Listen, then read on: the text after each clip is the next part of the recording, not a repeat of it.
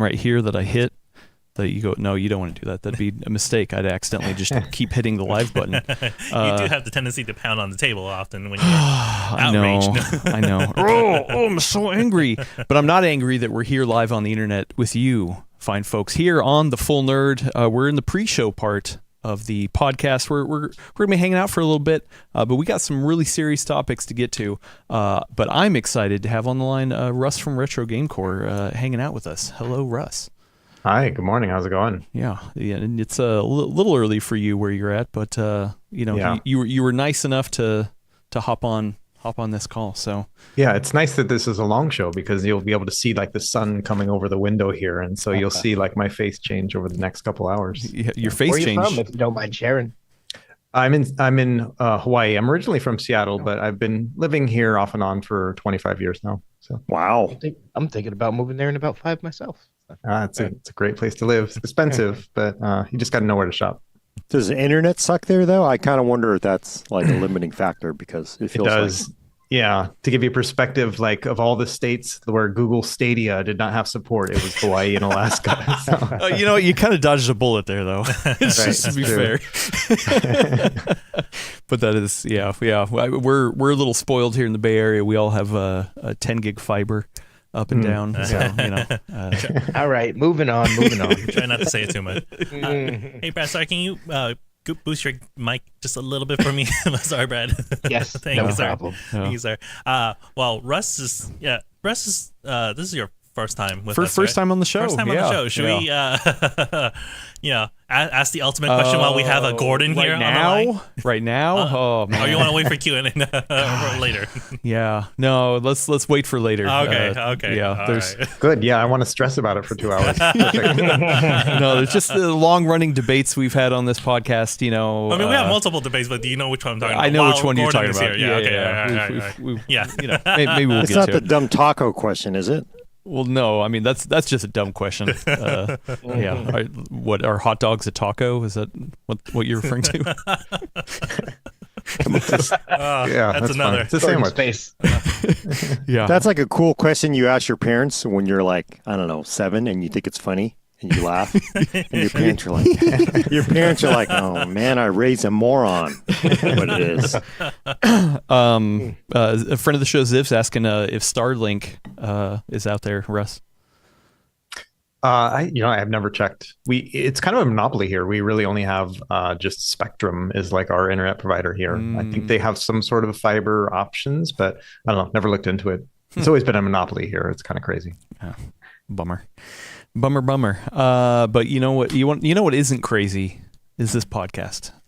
We're gonna have some fun chatting here today. I'm glad everyone's here. Willis, how's it hanging over there? Hanging good. Everyone's here. We got a friend of the show, Ziv. We got Sid Lives, Boria Zero, David. Hello, Patrick Sullivan. Been a while. Ski Slayer. Everybody's here.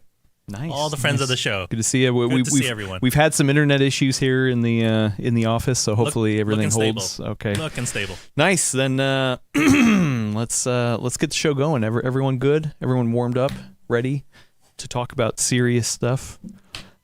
Always ready. All right. Yeah. Silly stuff, dude. If you want to work on some silly stuff, I'm here. Yeah. I can do it all, man. That's true. We can do both. All right. Willis, you ready? Yeah, kick us off, Adam. Here we go. In this episode of The Full Nerd, we talk about ethics and mini PCs, but not the ethics of mini PCs.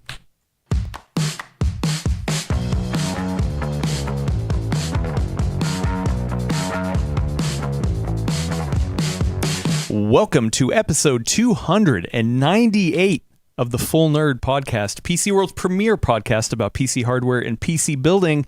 I am your fill-in host, Adam Patrick Murray. On the line, I've got Brad Charkis. Hello, Brad Charkis. How's it going, man? It's been a few weeks since I've been on here, and this is my favorite part of each week, so I'm ready to go. Yeah, everyone in the chat thought that you were ignoring them, but it's just not true. Oh, no. I am overworked, and we're trying to hire people, so I'm trying to get them hired so I can be on here more. There you go. I'm glad to have you. Speaking of glad to have you, glad to have Gordon here. Hello, Gordon. Live from what? Where are you? Which bridge is this? Doesn't look familiar.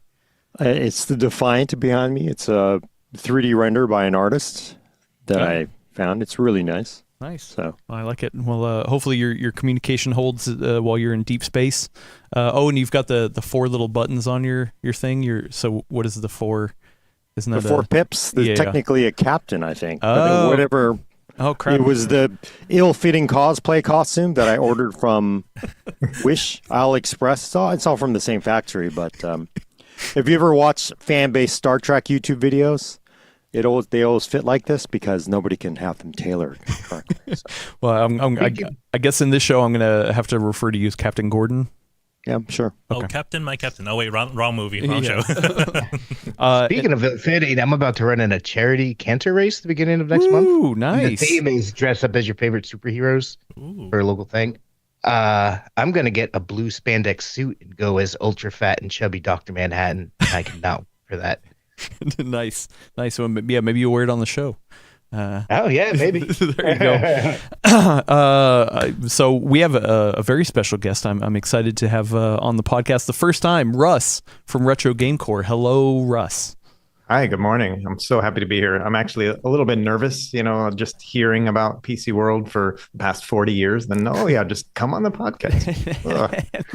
No, it's going to be fun. And I said this in the pre-show. I think I've told you probably every time that we've chatted, but I'm not lying when I say that you're one of my favorite YouTube channels out there. If you don't know, Retro Game Core, CORPS, like you cover handhelds, you cover emulation, you cover mini PCs, all this kind of stuff. And I just, every time a video posts, I'm just like, okay, well, I got to save this one because I got to get back to it ASAP. So, I appreciate that. Thank you. Yeah, glad to have you on the podcast. And one of the reasons, to have you on the podcast is actually you're going to be doing some work with us. So, covering some mini PCs here on the PC World channel. So, I'm excited to see how that grows. So look forward to some of that coverage. But today, what I didn't know that. Oh, you didn't know that? Excited about that. Yeah. Yeah. Looking forward to seeing you, Russ.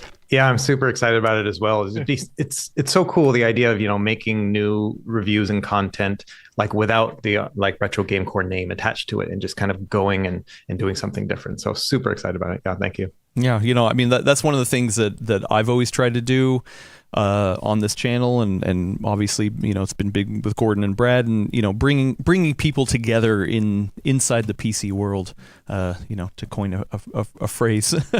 And when I think of mini PCs, I mean you for me at least, you're one of the experts out there that I turn to for fair and honest opinions. So. Thank you. Glad to have your opinions.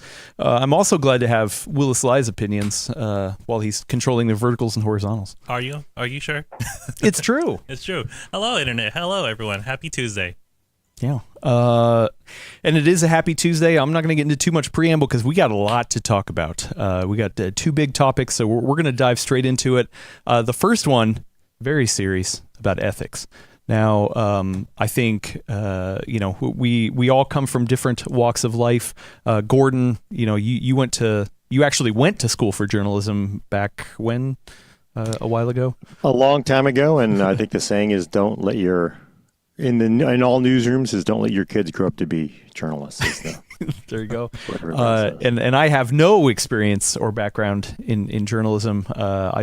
What I've learned, I've been able to learn from the fine folks here on PC World. So I think we all have a lot of different opinions and kind of ways to look at ethics and how we kind of cover topics and stuff like that. And we always like to talk about it. I think it is something we talk about on the show a lot.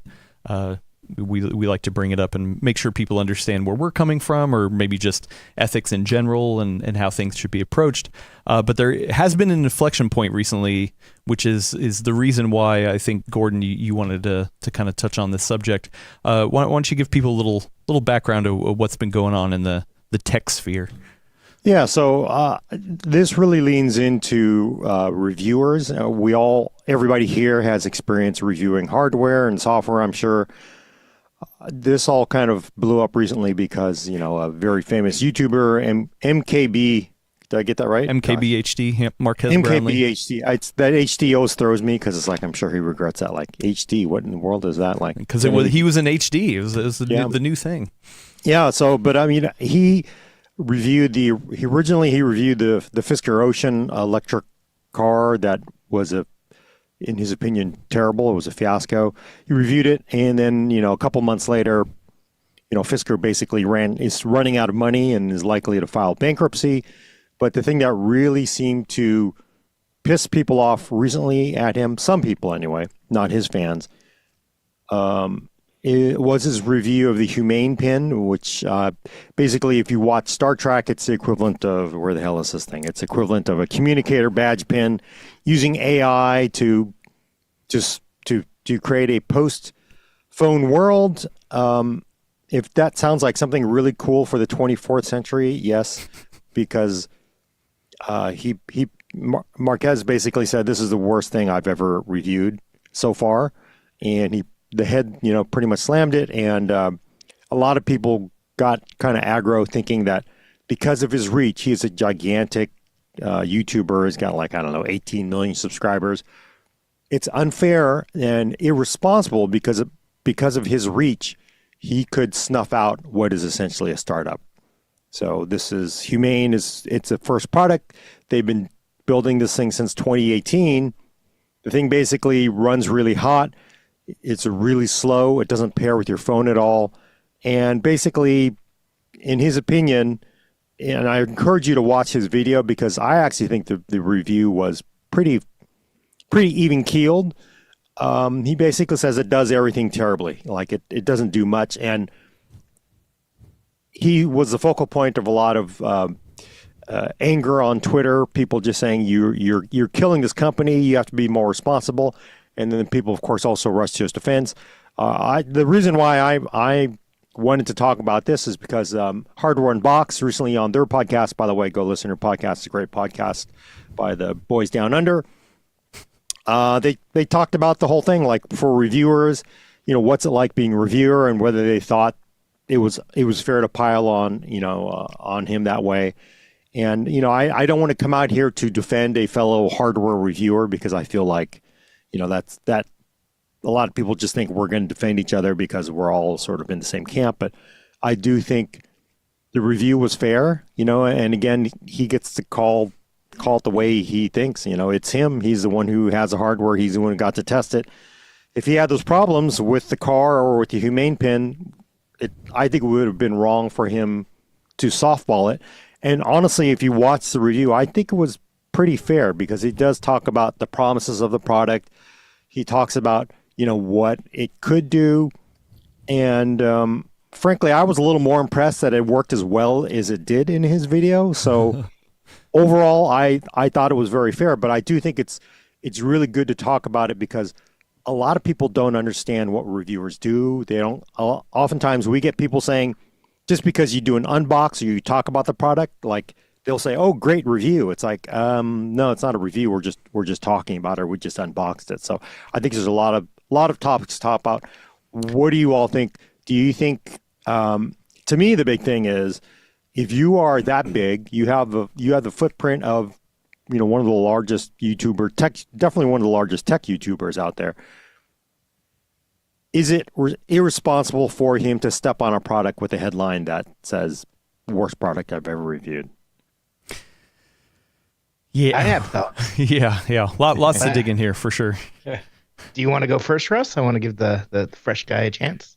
Sure. Yeah. It's I watched the review and I like Gordon thought it was pretty even keeled. I mean, he spent a good amount of time, just focusing on what the product could do before even getting into his feelings and opinions and experience with it. And I think that's difficult if you're trying to do a good review, especially if you know it's going to be negative out of the gate. And so I think from a review standpoint, it was great. But man, about the whole responsibility of, someone who's so big and having the influence and whatnot, he didn't go and sneak into the factory and steal that thing. They sent it to him. And so they must have known he was going to review it. And so they have to kind of take that in stride and make sure that their product is ready for a review and all the things that come with that, better for worse. And so he did a pretty good rebuttal afterwards talking about, do reviewers kill companies, and so I think that's the thing, is the product. And so that's my big take on it too, is he was just being honest and using that credibility he's established over the past 15 years he's been a YouTuber.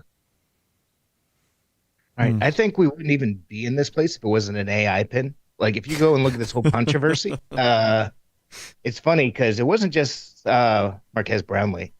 Every reviewer, with the exception of one that I could see, thoroughly blasted this thing. Said, "Hey, man, it sounds cool on paper, but this is trash. Nobody should pay $700 plus $20-something a month for this." The people who got really upset were venture capitalists and people fueling the AI buzz. I think Humane got in front of its skis here. They've raised something like $250 million. They're former iPhone designers and stuff like that. They were trying to make a big splash, being the first to market with something like this. Because if you can just say AI somewhere in your product, like venture capitalists will shovel money. Somebody's knocking at your door with a truck full of money. Yeah, but the problem is, to make a big splash, you got to have a good product. Marquez's rebuttal video, I think, summed it up really well. Like, we don't work for these companies. Although I technically work for my parent company, PC World and IDG, I don't even consider myself working for them. I work for the internet, the people, however you want to phrase it. Like, our job is to objectively or subjectively, hopefully as objectively as possible, there's always going to be some bias, but review these things and tell you, hey, is this worth your money or not? And I think Marquez's review and a bunch of other reviews, get that point across. Most people should not buy this. Those reviewers aren't killing the company. Releasing a bad product is what hurts that company. And the part that I also found interesting was the flip side. I forget the exact name of the website, but Ray Wong did a very positive review of the AI, Humane AI pen, and he wound up getting a lot of harassment online over it, which I find unfortunate because he was doing his own thing. He was like, most reviewers are out there looking at this from a product. Should you buy this as a product and reviewing it that way? Whereas Ray Wong's review was looking at it as that, but more AI optimism focused. Like, think of what this could be, which isn't personally the way that I review things. I think you should only buy stuff based off what's available right now, not future promises. But, that's a useful insight to have too. And for everyone to jump on him just as bad as they jumped on Marquez Brownlee, I think there's a lot of interesting things around these. Yeah, that is unfortunate because the vast majority of reviews were fairly negative toward the Humane pin. To come out and say something positive, then you have people, jumping on your head because they think, oh, you're in the pocket of these your shill is standard issue, internet response of everybody. So that's unfortunate as well. It is, and he didn't handle the feedback very well. But really?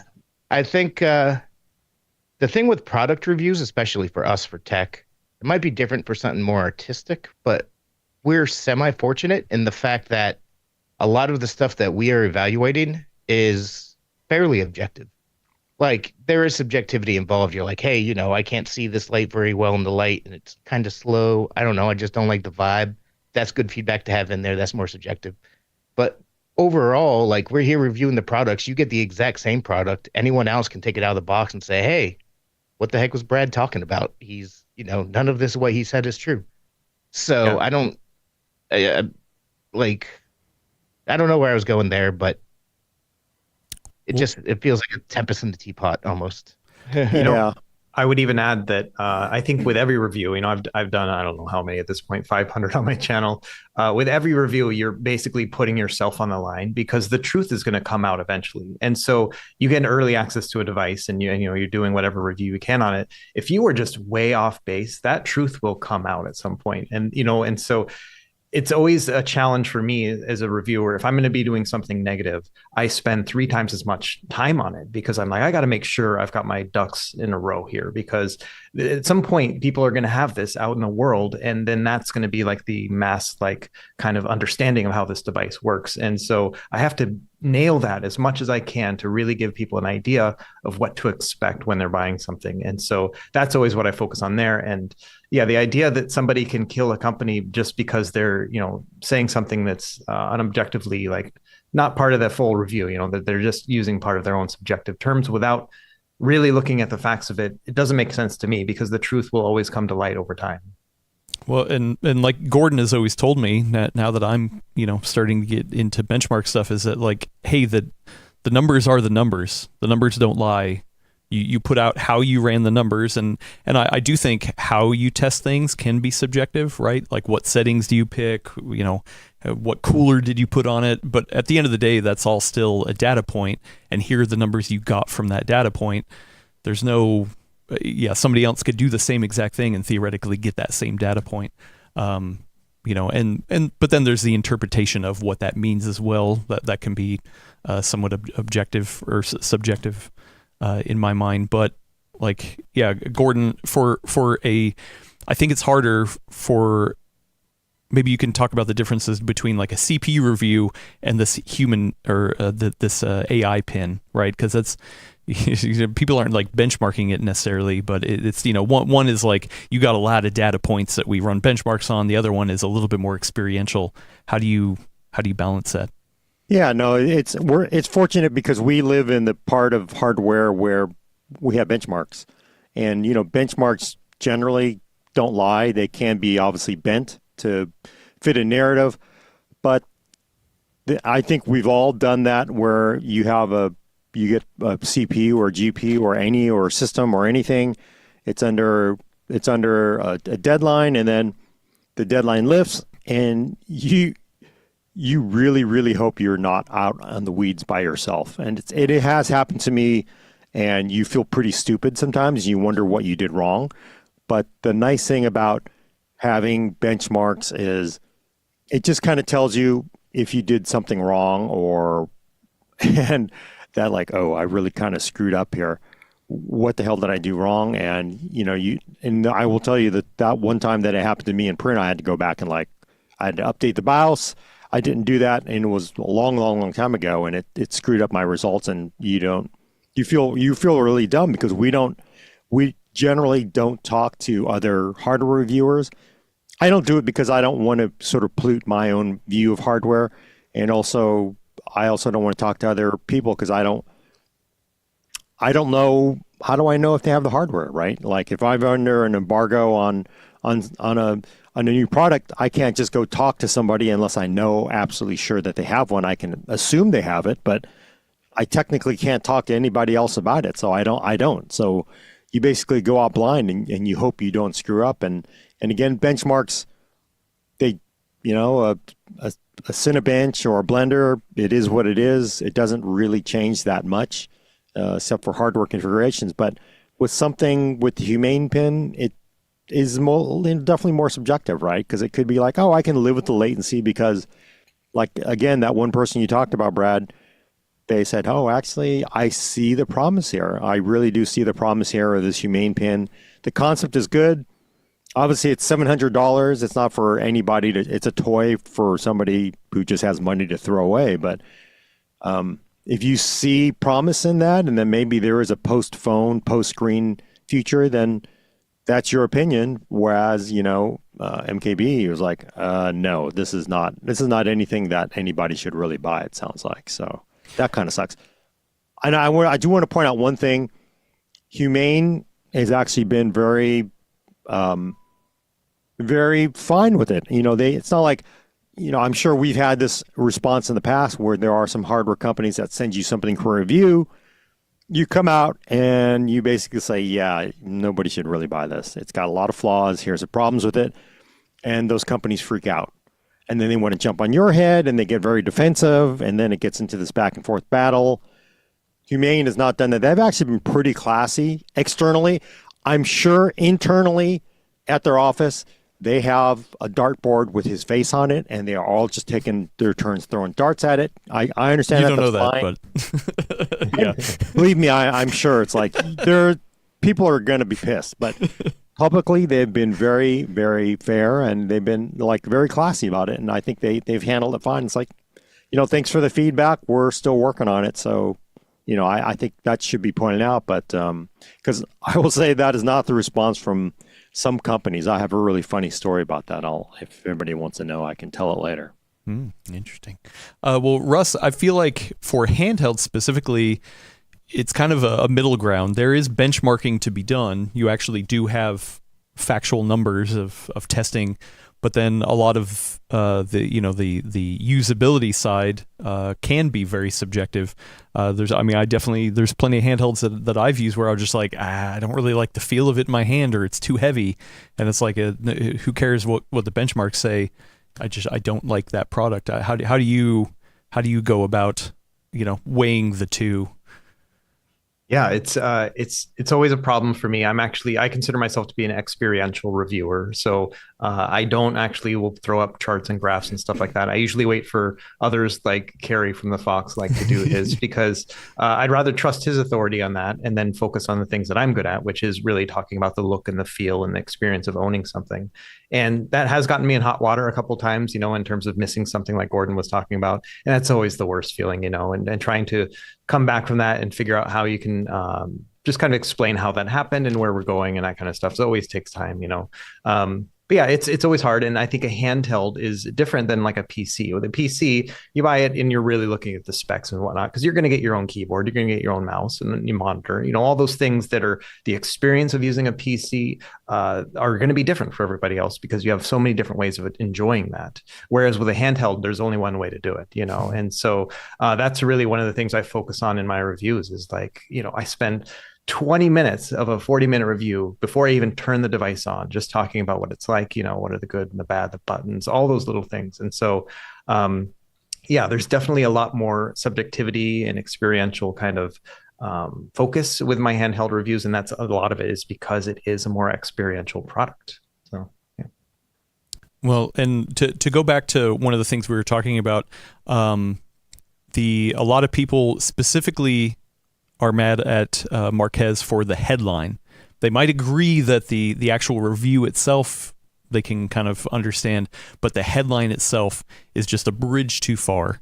Obviously there's talk about like clickbait. Is it clickbait? Is he being too mean? Is it really the worst product he's ever reviewed? Is he allowed to say that?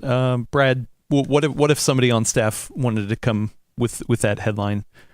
How would you work around it? If someone wanted to come with that headline, I would be all for it if they can back up their experience, which is exactly what Marques did in his video. There are two aspects at play here. One, like clickbait sucks, but you got to try to make your headline as catchy as possible, because to get your opinion out there and to have people view your stuff, that headline is what gets them.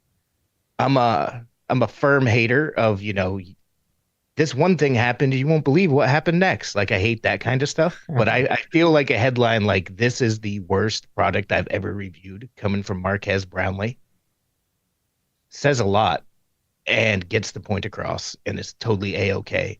And if you don't want to get saddled with that headline, don't saddle us with products like that. Well, he did also couch it by putting at the end "so far," which for me, I was like, okay, well, I don't know exactly why he put that. Maybe to soften the blow a little bit or something. But give him a chance to do it again.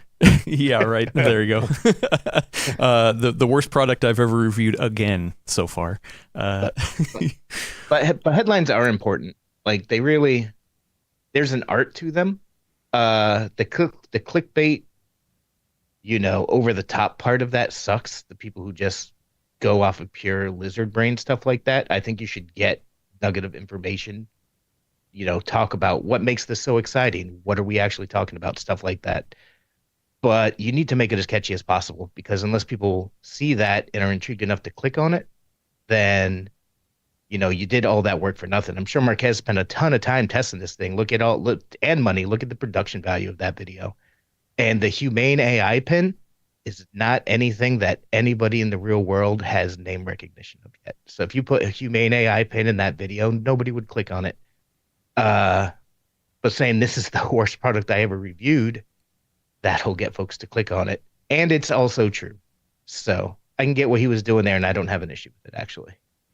Well, Gordon, the headline, I mean, I've heard you tell me before that like words matter, right? That, you definitely have to think about the headline when it comes to that stuff. I don't feel, me personally at least, that it was in the realm of clickbaity or anything like that. But I am curious to hear your thoughts on it. I will say it did feel, again, if you actually watch the video review, the entire video review, don't just skip through it and, pick out parts and then try to come away from something. Watch the entire review. Again, I thought it was very fair. He definitely pointed out a lot of the shortcomings of it, but it's interesting to me. I did feel there was a little bit of a disconnect because maybe I'm used to people going out a little harder, because when you say it's the absolute worst thing ever, it feels like it's going to be nothing but 45 minutes of trashing the product. But it actually felt like there were some positive things said about it, because he sort of front loaded it by saying what the product was supposed to do. And that's, for me, it did feel a little disconnected. Whereas, when you say worst product ever, this doesn't sound like you think it's the worst product ever. Or I think maybe it's just, he's probably he probably doesn't get inflammatory. I'm guessing. I haven't watched a billion of his videos, but I'm guessing he doesn't really wear it on his sleeve. He's not that kind of reviewer that is really going to take that knife out and jam it in their back about 50 times because they feel like they have that opportunity. So it did feel, I could understand why people would go like, I don't get this. The headline is worst ever. I was expecting it to be a lot worse, but this is like, yeah, if you're some rich person with $700 to throw away, whatever. But plus $30 a month. Plus $30 a month. Yeah, I thought there was a little bit of disconnect there. So I could understand how some people would say that the head didn't match the story. And I will say, in the old days, newspapers, you didn't have any control. You handed in your story. Somebody in the copy desk wrote a headline that would fit in 2 columns, and that was it. And then same thing in the magazine days. And then if you want to get worse, there's those. If next time you go through the supermarket, look at if there's any magazines left in the city you live in. Look at the headlines on the cover of the magazine. They're total magazine clickbait tricks that every editor-in-chief of every magazine uses to get people to try to pick up that magazine and flip through it. And oftentimes those clickbait magazine headlines don't really match the actual reviews or stories inside. And I understand why, because they're made to sell the story just to get people to pick it up. So it did feel a little kind of funky in that way. But, again, also, he's not the kind of person that's just going to like steam coming out of his ear and he's going to be screaming for 45 minutes into his webcam about it. So, well, I think one of the other problems that is out there is that a lot of people will just take the headline of anything and maybe not watch the video and be like, oh, okay, well, I got the idea of what he said in the video or the article based off the headline, so I'm going to go yell about it. Is there any way for us to deal with people who don't actually read or watch the content and just get the headline? No. No, there's nothing you can do about that. People just want to assume and start spouting off based off of headlines or making their own decisions on how to live their life. So I always think of like on Twitter, I'll like maybe you'll repost one of the videos that we did or the article with the video in it, and I'll go to repost it, and Twitter gives that little thing of like, hey, you didn't actually click on it. You sure you don't want to read this before you repost it? And I'm like, well, it's not for me because I know the video, but I can imagine. I like that they do that though. Yeah. I don't know if it works though. I do wonder like how many people then are like, oh, you know what? I guess I should go and read it. It worked on me before. Oh yeah. Yeah. Oh okay. Yeah, there you go.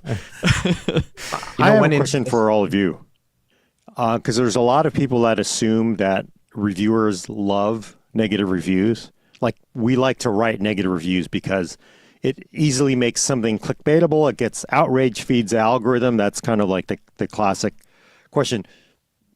What do you all feel about like writing negative reviews? Do you love to write negative reviews and just kind of like jump on a product's head?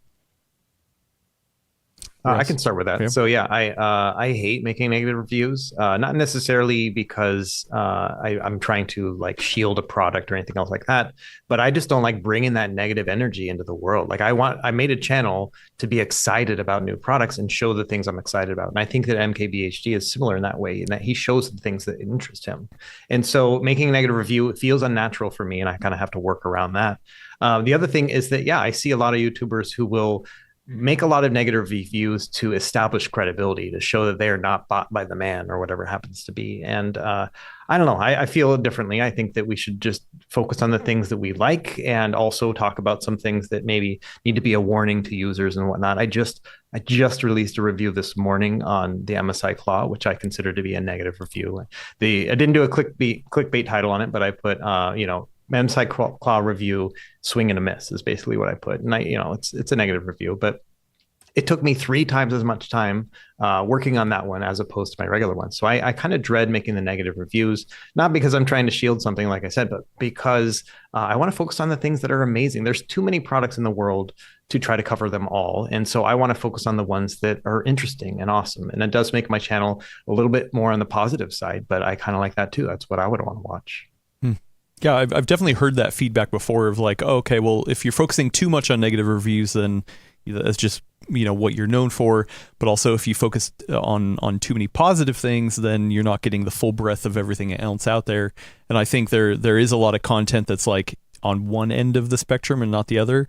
And honestly, I think, at least for me, I hate the middle of the road reviews where it's just like, okay, I don't really feel one way or the other. There's not much here that's exciting. My RTX 3060 review headline was, "It's fun." It's like, hey, I did all this work, and it's like, okay, that's yeah, I don't know. Yeah.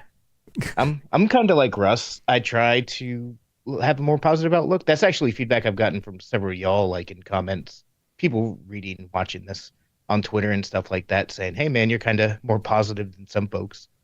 And that's because I think even with negative products, there's times you say, if you're in this category, it could be a good fit for you. So that's kind of what I tend to lean towards. But it's weird writing a negative review. I never enjoy doing it. It takes a ton of time to make sure you're getting the right balance and delivering it in the right way. And it takes a lot of self-control to not necessarily just lay into a thing that you really dislike. You have to step back and explain objectively why you dislike it. So it takes way more time. And as I said, I'm more of a positive person. I try to put positive stuff out there. But I find that if, at least in my experience, I've been working, 15 years now in the industry, you get a reputation, not just amongst readers and colleagues and stuff, but also with companies. So if you're going out there and putting good faith intentions out there, you're explaining, hey, I don't like it because of XYZ. I do like it because of XYZ.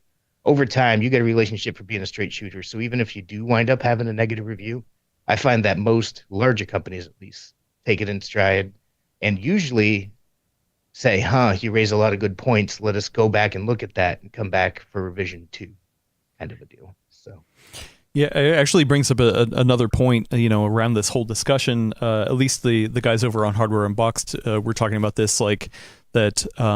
What's the relationship between us and the companies we're getting the hardware from?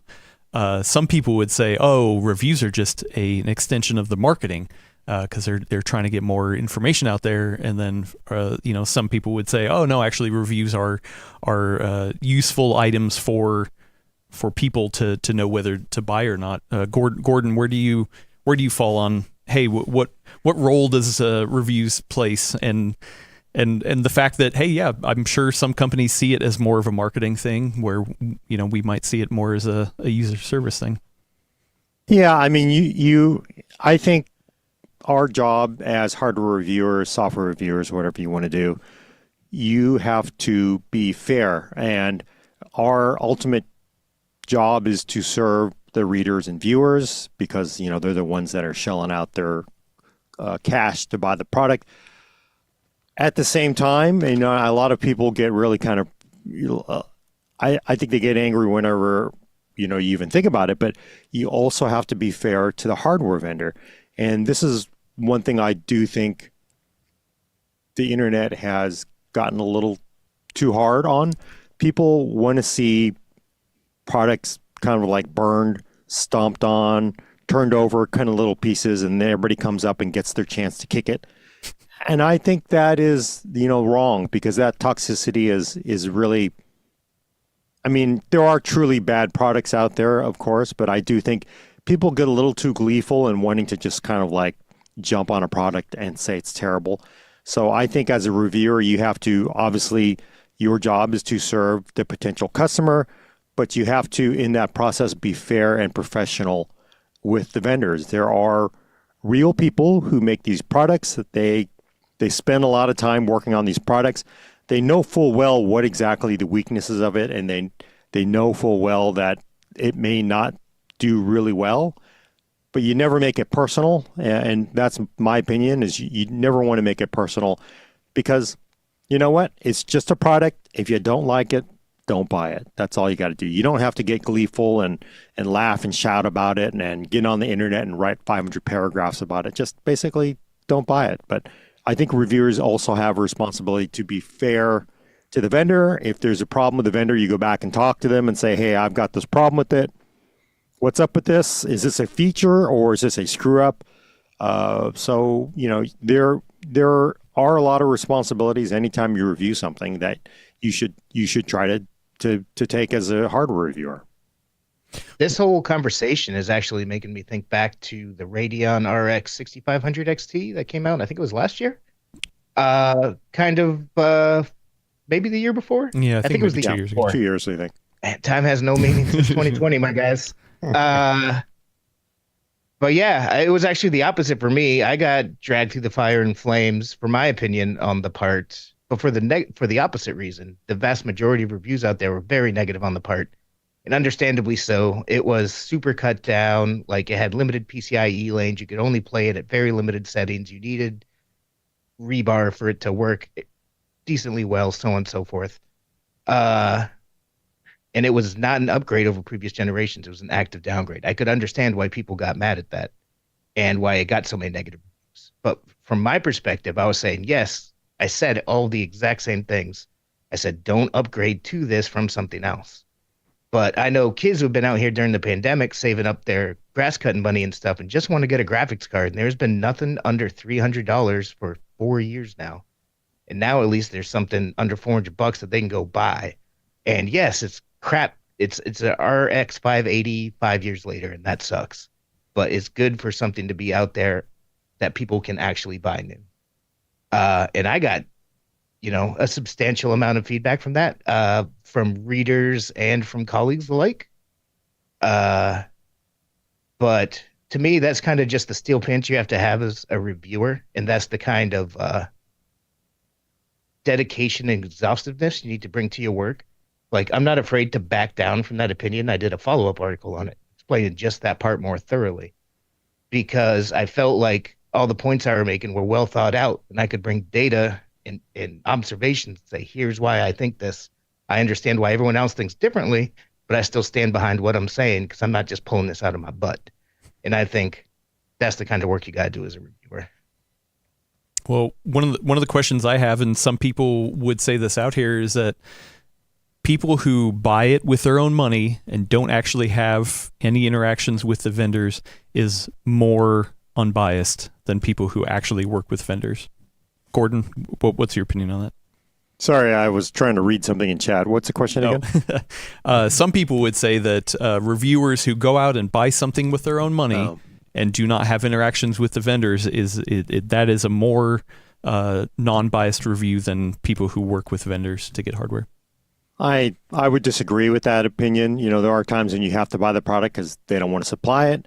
They may not have the SKUs you want to review, but it doesn't mean anything whether you buy it or you get seeded the product. If your review with a review product before embargo is fair and matches basically most other people's reviews, then I think that's the only thing that can matter. I don't think buying it makes a bit of difference. I know plenty of reviewers have tried that over the years, thinking like this is going to make us better, stronger than the other reviewers, but ultimately it didn't make any difference at all. Because, again, the nice thing about working the hardware side, we're not doing movie reviews, which are completely subjective. You review hardware, you run benchmarks, you look at power, you look at these things, your criteria. As long as you're consistent with your previous reviews and your world view of hardware, I think people can agree that's better than just this arbitrary of like, oh, I bought the product. It doesn't. We know that doesn't mean anything, because there are cook people who will buy the product just to basically say crappy things about it.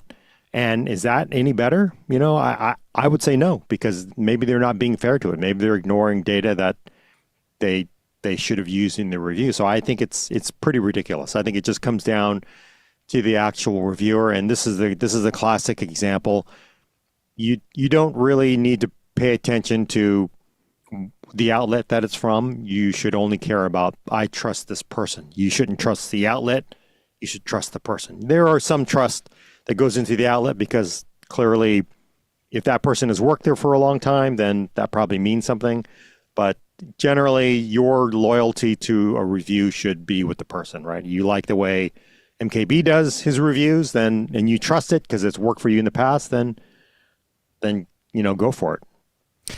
That is a good point to bring up, and something that I know I appreciate as I'm early on in my kind of reviewing and benchmarking journey, is that we have a team of people. That I can talk to Brad, I can talk to Gordon, I can talk to anybody on staff and be like, hey, I'm thinking about it this way. Does this make sense, kind of thing? But then also we do have the fact that PC World is such a history brand. I actually do feel like that does carry some weight in a lot of ways.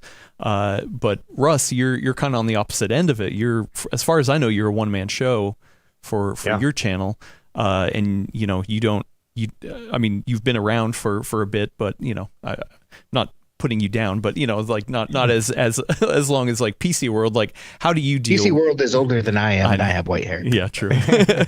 How do you deal with that then? Kind of working on kind of the other end of it. That would scare me. It is. It's something. It's strange, because Retro Game Core came out of also my retirement from the military. So I spent almost 23 years in the Navy. I retired as a Master Chief, and one of the things that I learned in that transition out of the military and into civilian life is that I no longer have established credibility by just walking into a room. Previously, I had the uniform on, all my ribbons and everything else like that. I walk into a room, everybody knows that I'm like the highest ranking guy in the room, or whatever happens to be, right? And so you immediately get that kind of respect and understanding that I've spent that time establishing myself. You put out a YouTube video and nobody knows you from Adam. And so all of a sudden you have to establish that credibility. And that was one of the things I learned right off the bat, was that I understood, having spent 23 years with what we call guiding principles in the military, is we called them honor, courage, and commitment, like core values, And so those are things that I spent an inordinate amount of time thinking about throughout my entire career. How can I do this with the most honor, credibility, and everything else? But when you try to establish that on the internet, it is a much harder thing to do. And so that was one of the things I realized right off the bat, was I needed to earn people's respect and credibility by being honest and putting all that stuff out first. And one of those things was the transparency of getting review units for free. And there's a lot of sentiments out there, that a reviewer is afraid to make a bad review because they want that gravy train of the free product, or maybe they want to make sure they get early access to that product, and that will color their review later on. But like I mentioned before, the truth will always come out. And so my biggest thing was always that I am adhering to what's best for that user, that potential buyer, and making sure that I'm accurate and it's describing what that experience will be like for them. And whatever the company thinks about that doesn't really have much to do with it for me, other than being accurate, like Gordon mentioned. I typically will only go back to a company if there's something catastrophic with the review, the screen isn't working or something else like that. Then I'll talk to the company, but otherwise that's all going to be part of my review. And then I will leave them a long email at the end of it. This is all my feedback for things that I hope you guys can update in the software or whatever it happens to be in the future. And so that's typically my process for it. But yeah, it's very hard to kind of establish that credibility and whatnot. And it's been gosh, almost 4 years now that I've been working on this channel. And so I think I've gotten there at this point where I've established my credibility. Now it's a matter of maintaining it. And yeah, the early product thing and whatnot, buying it, not buying it, it's all the same to me. I often forget. Like I can't remember if I bought this one or if it was sent to me because I just have a stack of them and I can't remember which one is which. And so it's always funny when people think that I'm just like a gravy train, like bought and paid for. When every time I get a new unit, I'm like, oh man, that's more work. Like that's another 40 hours of work that I just got for my free $80 like Linux handheld or whatever. And so yeah, it's funny the interpretations of what people see on the internet versus the struggles that we go through as reviewers trying to establish and maintain that credibility. Yeah, I don't have firm beliefs in either direction. I think both are fine. Like it's totally fine getting review units in. It's totally fine buying your own. An amusing thing to me is people worry about bias as far as review units being sent to you. But to me, especially for smaller channels, if you just spent $700 on a laptop and that's what you make in 3 months of YouTube AdSense, like to me, you'd possibly be more incentivized to come up with a really awesome review or a really negative review to try to turn that around. So there's pros and minuses to both. But I think the core point that I believe, and I think that you two guys just said as well, is to go out there and find people you trust. Like ideally, if you're I'm super interested in GPUs, I could tell you, I'm not going to because I don't want to burn any bridges. I could tell you my 3 favorite other reviewers that also do GPUs like me. One of them tends to look in a different direction for me, and that's something I really appreciate.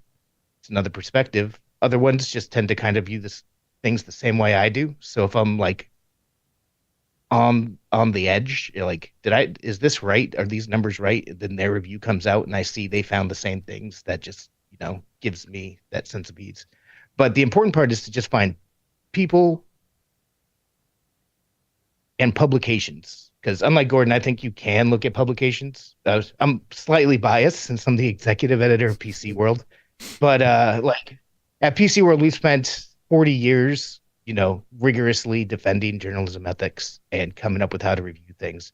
So I personally feel comfortable saying if you go and read a review of PC World, there's a lot of thought and there's, no ulterior motive behind any of our reviews. But if you can find a publication that has a review writer that you really like or YouTuber, even better, great. But the important part is to find people who you think have good ethics and who really seem to speak to you and follow that. Gordon, I have a question for you. Okay. What makes a journalist? Is Marques Brownlee a journalist? Yeah. I actually went to school stupidly to study this, and I will say yes. He is a journalist. Steve over Gamers Nexus is. Everybody, Moore's Law is dead. I told him this on a show, and I believe, basically anybody who brings information to to readers or viewers is a journalist. You have responsibilities you should follow. Not everybody does, but yeah, there's been tension between people who are old school, journalists think, oh, if you're a YouTuber, you're just somebody, an influencer, but there are clearly people who on the internet are influencers. As we know, sometimes they only review products that they get paid not a lot of money to review. Oftentimes those products tend to get very good reviews. And there are people who, get seated units and then they go about trashing them because they say exactly what is wrong with them. The people that are doing that are doing journalism correctly are, in my opinion, journalists. I think everybody is. You don't get a license to in this country anyway, which is one of the strengths of it. But as long as you're doing it, the way that is correct for most people, and I guess for your audience is what they want, then I would definitely say yes, definitely they are. Yeah, because I feel like I've heard feedback in the past of like, oh no, actually, YouTubers aren't journalists. They didn't go to school or they didn't study journalism, whatever. Like, I didn't either. But yeah, and like I think some people would look at and assume that Gordon says, oh, you know what, if you're not up to this level, you're not a journalist. But you're saying actually the barrier of entry is even lower than people expect, and that everyone who is doing some sort of coverage should adhere to these kind of practices. Yeah, no, and that again, there's many years ago there was a snobbery between like written content people for large outlets and YouTubers, sort of the newcomers. I mean, there's always something there's a rivalry between newspapers and TV stations and radio stations, different mediums. But in the end, as long as you're actually doing your job correctly and serving your audience, then you are every bit, a journalist. And again, you still have to hold them to the same standards you would expect them to. You want them to be fair. You want them to be balanced. You want to be able to get the truth from them. And if you're not getting that, go somewhere else. But yeah, no, definitely. I've never viewed YouTubers as less than what I do. In fact, there's many of them that are they do way more in-depth coverage than I am capable of doing these days. And I think that's to be respected. Obviously, when you go out and you're looking at where you're consuming it, it again matters from whom. The outlet can matter, as Brad says, although I still think ultimately it goes to the person during the review. But I don't think anybody should think just because you didn't officially go to journalism school and work for a newspaper or a magazine that you're not a journalist. I think that's ultimately snobbery, and that's not what journalism is about. It's first person who put a cartoon on a cave wall was like a journalist, probably like, oh, great big dinosaur eating people. Although, by the way, dinosaurs and humans didn't coexist. But so we're not going to get into that. It's just breaking. Ugg was killed by gigantic Tyrannosaurus Rex. With short arms. I'm getting a report. This just in. No. So a friend of the show, Skeet Sayer, said this conversation is not looking at NDAs. That's a good question. Do you feel like NDAs are ethical? Because you are working with that other company and saying, hey, I'm going to uphold to something that you set. Yeah, an NDA is basically a fancy way with lawyers behind it that says there's an embargo that you agree to look at a product. Because honestly, as a reviewer, I like it when there are actually set embargoes, because that means if there is 2.5 weeks to review a CPU or GPU, you have 2.5 weeks to review it. The hardest thing ever is like, okay, here it is, no embargo. Then you're just like, oh, geez. Then you're like, I got to pull a 20-hour day just to get this thing done. And that kind of sucks. So that is all an NDA and an embargo is. It's just simply everybody gets to go at the same time, technically. So that's the way I view it. I don't think it makes any difference. Again, unless the NDA says, oh, by the way, don't run this, or this. Don't test this. I mean, no one would ever agree to that.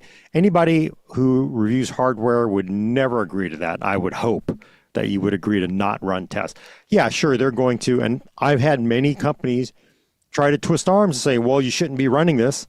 You should be running this. And they were very, angry when we ran it anyway. And we didn't buy into their rationale. So I think it's ridiculous that anybody would do that. I've never heard of anybody doing that. I would hope they wouldn't, but I don't think an NDA makes much of a difference, because all it does is let you have a conversation with the hardware vendor, get information about ahead of time, get some of the rationale about it, and then bam, Monday. It's always Monday at 6 a.m. Yeah, that's the worst. I get the hope and the feeling behind that question whenever people go, NDAs are bad. It's the same thing. I understand the frustration and the hope behind the whole you should buy your own hardware thing for reviews. But in reality, I think they're actually a very good thing and lifts all boats as far as when it comes to actual coverage. Because like Gordon says, there are times when people or companies just go, hey, here's this, have at ye. And you'll see, 8,000 articles the next day that have 300 words in them that have just surface level thoughts and that say this is developing, check back later, stuff like that. Because it's the race to first. Because first does make a big difference. But when you have an NDA, that gives everybody usually a week or so, depending on the product, couple of weeks, time to actually thoroughly poke it, sit back, think about the whole experience, not just those bits that you're coming across hour by hour, and come up with a thorough, like, here's my opinion of this, here's why. So I like NDAs. Sucks if you're not one of the NDA recipients, but I mean, because I mean, that is potentially a way that companies can stack things. Is that, oh, you know what? We know that they're gonna be a little negative, so maybe we don't give them the stuff. Could that happen? it has definitely. happened. It's It happened. has happened. Go ahead, Brad. Yeah, yeah, it has happened. And all you do is you can cover it. One time, I took an approach by saying, "Hey, this came out. Nothing was sent for review. Although I see some more out there now. I would wait for independent reviews until you go out and buy this product, even though it's a big hot new thing. The fact that there's no NDAs. Yeah, and I will say the one thing that's actually kind of nice, again, about working for an established outlet is the companies, they, especially if you're known for being fair to companies, they don't freak out. They generally don't like, oh, you know what? Forget you. We're never going to send you anything again. Most of the companies understand that, you know what? Swing and a miss, this kind of sucked. We knew it kind of sucked, and they beat us up over this. And they accept it, and they're again, very professional about it. As long as you're professional, you don't make it personal. You don't call for people to be fired. You don't go like, this is the dumbest thing ever. I don't know what you were thinking. You must be stupid. You don't make it personal. Then they understand that you just didn't like it, and it didn't work out. And hey, that's the way it breaks. And hopefully the next time we do it, it'll be better. And again, I can't think of, I've mostly worked for established outlets. I can't think of too many times when we got iced out of coverage. There have been times where companies clearly were pissed at us and they didn't want to send us anything, but hey, we don't care. Whatever. We either go buy it or we just ignore it. It doesn't really matter. It's not a big deal. But I will say most of the time, the nice thing about working for something like BC World is they're like, okay, well, that kind of sucked for us this time. We'll see it in a few months on the next product, so that's actually very nice. Well, we actually did get a $5 Canadian super chat from friend of the show, Skeet Sayer. I appreciate it a little bit ago, but I want to get to it now. And this is kind of around the same kind of thing we're talking about. So Hub did a review of an NVIDIA card, and it was not good. NVIDIA threatened to pull support. Who is in the wrong? Well, I would say, again, I think Hub did the right thing. They went exactly. I remember that entire kerfuffle. I was kind of drunk during most of it, but I will admit that. I would say they were right to go with what they said.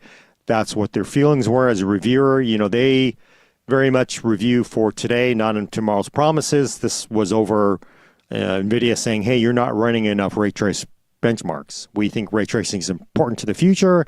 We would like you to run ray tracing benchmarks.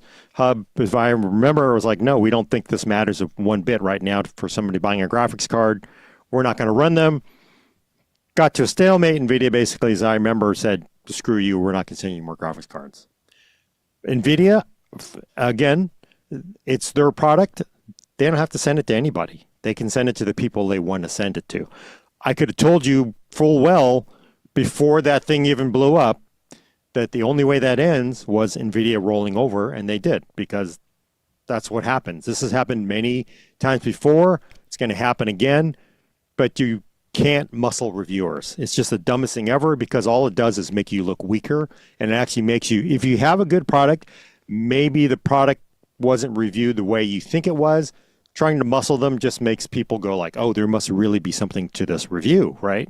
So it's a PR strategy that never wins. At the same time, they do not have to send products to you. If there's somebody there at NVIDIA that gets a weed up their butt and says, you know what, screw them, don't send them another card, it happens. I've been locked out of, I'm not going to say this is ancient history, I've been locked out of getting CPUs for a year because, we blew an embargo, and another one of our competitors basically narked on us by blowing the embargo in print. So the penalty was you don't get a CPU for a year. Okay, whatever. We just dealt with it. We got CPUs different ways. I in that case with NVIDIA and Hub, it ended exactly the way we all knew it would, was NVIDIA saying, okay, we will send you the cards. And I will point out, and I'm different than Brad. I'm different than a lot of other people because I have previous experience in reviews. I do think there is value to future promises. I would say for most people, you can't bet on it. But if that future promise is from, NVIDIA, from Intel, from AMD, and it looks like they've got a lot of momentum under it, there is realistically, it's worth mentioning. Like ARC, originally, I agreed, like most people should not buy that graphics card. But if you go back to the videotape, I also said ARC is probably the graphics card that's actually going to give you more performance. A Radeon or NVIDIA card is not going to get suddenly 40% more performance as the drivers improve. But because Intel's drivers were so bad, there was a really good chance you were going to get more out of an ARC 770 than you were going to get out of the competing card. And sure enough, over time, Intel has built up the drivers to get them to where they're much faster, much more reliable. And the future promise with ARC actually paid off. Future promise with ray tracing. Ray tracing is very important to gaming today, right? 1080 Ti versus 2080. I still say 2080 was the better buy over the 1080 Ti because you could get ray tracing and get some broadcast features. So I'm much more lenient towards future promises. In that case, though, I will say they were both right. Hub was right not to back down, to change the review process. NVIDIA doesn't have to give anybody cards, and it ended up the exact way that I predicted it would, which was NVIDIA loses the PR game there because I've seen it before, and you always lose. This actually brings up another good point. I've chatted a little bit with Russ about this. Are day one reviews like a bad thing? Because we've seen it time and time again where a product, it will get a ton of day one coverage and the narrative is out there on whatever it is. And then maybe 3, 6, 9 months later, it's actually could be a different product. Maybe it's worse or better, depending on what happened. Like, are we doing a disservice to people by only really focusing on day one coverage? Russ, what are your thoughts on day one versus taking your time with something?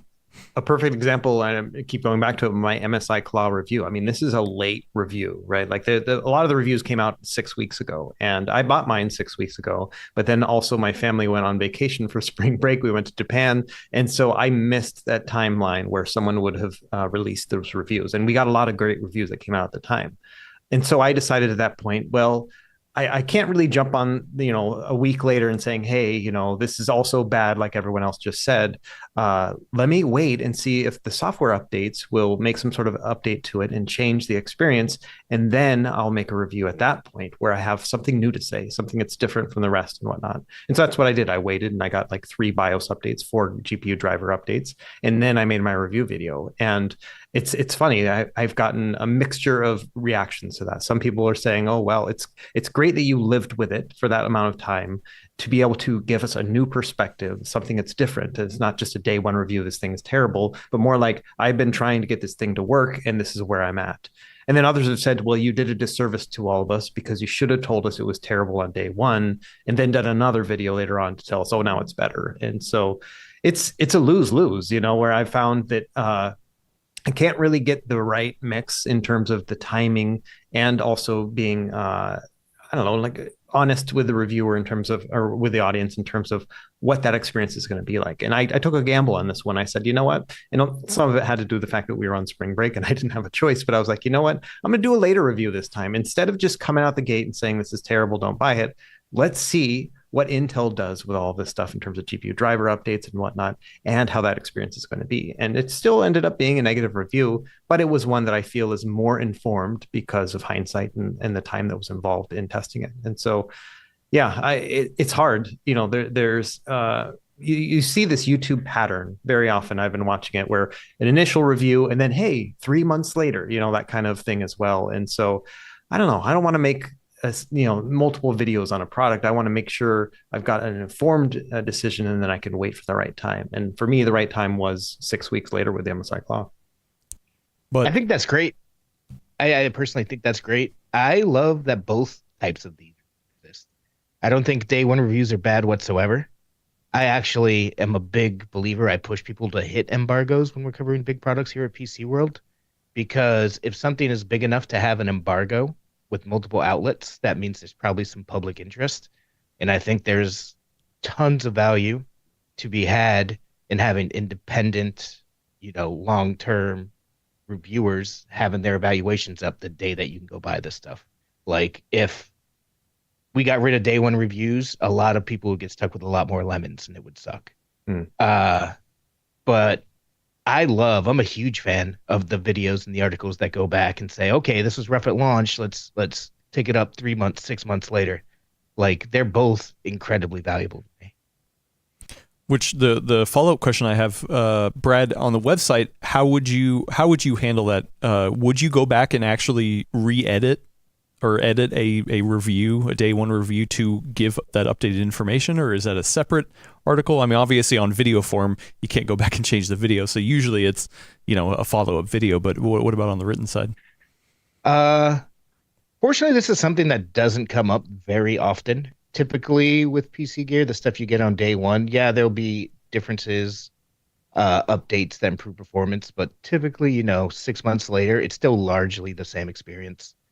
Intel Arc GPUs being one noteworthy differentiator recently. We have a policy of not going back and changing our day one reviews. If we were going to reevaluate something after 6 months, something like that, we would run a separate review or feature of some sort, and then go back into the original review and link, hey, we just tested this right at the top. 6 months later, a lot of this is no longer available, no longer applicable, so go check that out instead. And I like companies that give you a built-in news reason to do that. Like AMD is very smart about it. Like once a year, they'll release their big AMD Adrenalin update that adds all kinds of new features and stuff. But they will also bake in all kinds of performance improvements tied into that. So, you have the reason to go and look at all the new features, but also go back in and benchmark all of these things again. And there's a topical reason to go back in and re-explore it. And I like it when companies do stuff like that. I think Intel's doing a great job with the Intel GPUs, keeping us updated how things are going. We've done a bunch of reevaluation videos of that. Sounds like the MSI Claw could be, a good candidate in the future. But we have a policy of not changing our day one impressions. It's different for software. Like, if we're reviewing Norton 360 Deluxe, we'll just overwrite the one from 2 years ago because that's not even available anymore. So... Interesting. Okay. I know we've gone round and round a lot of this. I want to be cognizant of the time. Is there anything else in this space we want to cover that we haven't already? Obviously, a lot to cover, but well, I do want to point out it'll be interesting to hear your perspectives on blind spots. All reviewers have blind spots, and again, we view products. We still run benchmarks for products where you can run benchmarks, but if for MKB, it feels like, and so has he crossed the line into becoming a harsher reviewer? Because, most of the reviews, especially when you get an audience that large, they're not looking for somebody just to scream into the microphone all night. And I wonder, and I brought this up in our chat yesterday, are we going to, so obviously he's come out and he says the Humane pin is worst product ever. That's the headline on it. Is he going to be held to that same standard going forward? Because the Humane pin definitely was like, I'm not going to spend $700 in that thing. But the video he did on it afterwards was from the inside of a Tesla Cybertruck. And the Tesla Cybertruck has gotten nothing but bad publicity over the last few weeks. Like people's trucks shorting out because they go into a car wash, rust problems, even in and I guess of course recently the accelerators, they have to recall, do this hoopty, patch on the accelerator by just pop riveting the thing to the floor. It's like, so are people going to go well, it feels like you went really hard on Humane Pin. Are you going to go just as hard on when you actually do your formal review on the Tesla truck? Because, I will say he's been driving it a lot. He's been showing in his videos, and he did show that, like, oh, by the way, the door wasn't working right, so we had to duct tape the latch. There's like there's a latch that the door holds onto. They had to duct tape that to the frame of the truck. So now that he went so hard at Humane, does he have to go hard at Tesla? Which clearly he's a big car guy. He's a big Tesla fan. Does he have to be as equally negative? Because clearly they've had a full recall on these things. They've been cutting prices. Again, I'm mentioning all these other kind of problems. Are people going to go like, wait a minute, why aren't you going that hard on Tesla now? You went really hard on Humane. I expect you to be just as hard on the Tesla truck. Do you think he's going to be held to that standard now? I don't. They're two different products. Marquez has been around forever. I trust his opinions, and for him to explain and speak out his opinions of why he likes or dislikes something. I think that's part of the reason this caused such a big stir. I don't think it's that he's necessarily trying to be negative forever going forward or anything like that. It's just that he's been speaking so long with such clear-eyed honesty that for him to say, this is the worst product I reviewed, that's why it made a stir. The fact that it's an AI pin, just is kerosene on top of that. But I trust, at least right now, I trust Marquez's video to be just as, detailed and explanatory as the rest of them. And I would be surprised, honestly, if the Cybertruck gets as negative a review as the Humane Pin, because the Cybertruck does indeed have a lot of issues, but it doesn't seem like an unmitigated disaster on the level of the Humane Pin. So I don't think it's fair to try to apply one to the other. Okay. We'll see when his review comes out. Yeah, I feel like it's almost like there's a threshold where the negativity outweighs the positivity for him. And I assume that because he's been using the Cybertruck for so long, it's going to become a positive experience, even, in light with all those negatives that I think are coming out. It's really, I think I agree with you within the blind spot piece, and what appeals to him as a human being as well, because we all have our own natural excitement about certain products and whatnot. If I was sent a mini PC that had a ton of awesome features, but then also a full size PC with a ton of features, I would be a lot more negative with a full size PC for nothing that has to do with a full size PC, just from the fact that I don't have the space for a full size PC. I like mini PCs. And so there's those kind of biases in there as well. And yeah, maybe he spent a lot of good time with the Pin review talking about how a phone can do all those things so much better. And he's a phone guy. And so I can see where, there may be potential blind spots where he's just got I don't want to say the word bias, but he just has a preference towards certain experiences. And that's what he's trying to convey. And I don't see him being negative all the time. It would just happen to be that, it was a little bit more negative than normal. And I think that's what really kind of sparked that. And then, like Brad said, the whole AI bubble as well. I don't think there's really a big controversy. I just think it was a handful of AI bros with 200,000 followers apiece on Twitter yelling about stuff. Yeah, and they got. I think the popular term the kids use is ratioed because he's got 18 million people who love what he does. So people were like, "No, you're wrong." But I definitely saw some people they wanted to kill the messenger, as the old saying is, because they really blamed him for tanking Fisker, which is unrealistic, and then also for Humane. So it'll be interesting what happens though. Like as these startups, are they going to go well, maybe we shouldn't see them to people with that much power, or that much reach. You go to. I wonder if PR strategies will be to try to stick to people who they think they're going to get more positive reviews out of. It'll be interesting to see what happens after this. So I think the better takeaway if I was running a company would be don't release things that aren't ready, especially after you raised $250 million, and don't send it to the Wall Street Journal and Marques Brownlee if it's clearly still a beta first adopter kind of product. Yeah. Good point. And the Wall Street Journal doesn't really go hard at products, but they slagged it too, right? I mean, there was They do a good job of keeping the every person's perspective. So. Yeah. Yes, they slammed it. Everyone slammed it. We do have a couple super chats before we move on. Friend of the show, Mike Quinton, gave us $20. Thank you so much. Said, awful to follow a product recommendation that's bad and there's no one to call. Customer service should be tested as well. Vote with your wallet, but they've already got your money.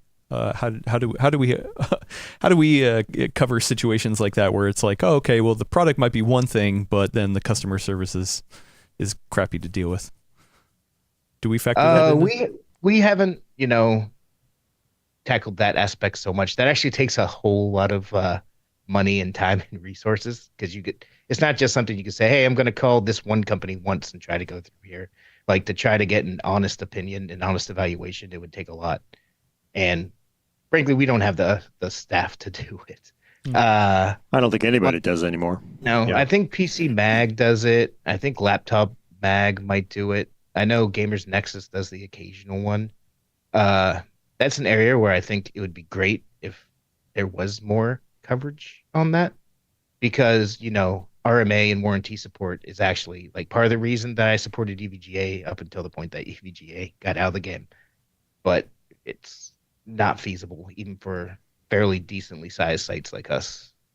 Yeah, and then also, if you really think about it, as you said, I think, although a little understated, if you're trying to do it accurately and in a repeatable manner, and again, we all live for repeatable benchmarks. If you're trying to benchmark the customer service, and by the way, you called on the day where you got the customer support person who was the D- person, or had a really lousy day, and it's just not giving you good service, how do you judge that? It feels like you need to call at different times, different days, multiple times to do it in an actual scientifically repeatable manner that you want to go out and slag somebody's customer support.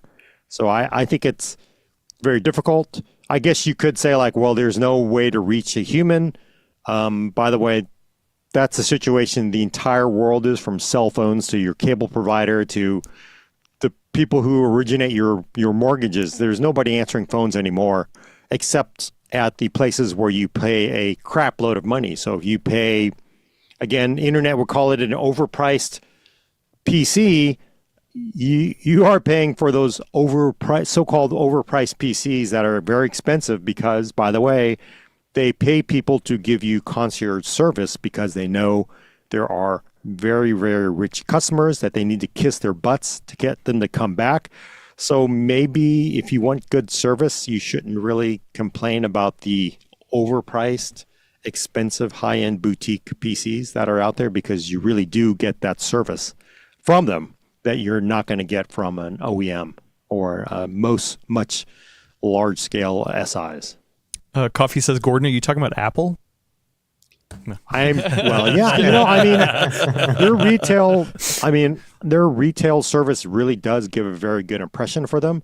Obviously, there are weaknesses to that, but there is something to be said for being able to walk into the store and have a person that is going to look at it.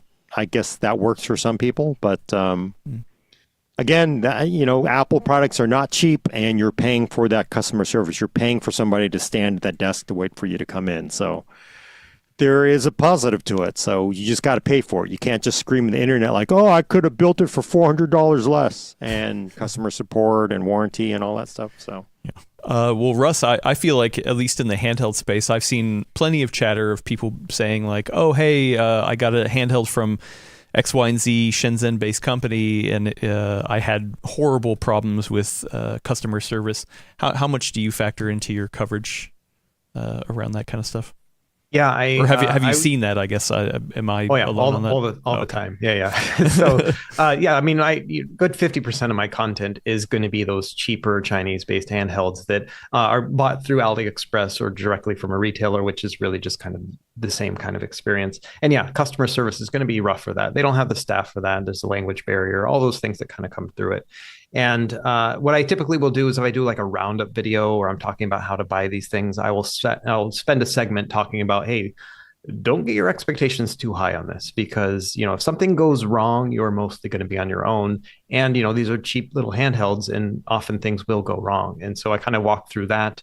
Another thing I will do is I'll wait until they are drop shipped onto Amazon, usually with like free shipping and Prime and all that stuff. And so then I give people a choice. I'm like, okay, you can get it on AliExpress for $40 or $60 on Amazon, but now you have like effortless returns if something goes wrong. And so those are some of the premiums you have to think about when you're buying one of these cheap things. And so, yeah, I totally get that. And I probably see that more than people who are buying, the name brand items, just because they're very nascent companies who just don't have the staff to be able to deal with that, or they never have before. And so, yeah, I get all that stuff, and it's very hard to try to. I don't want to spend an hour of every review talking about how terrible it'll be if something goes wrong, but you do need to give people a fair warning too.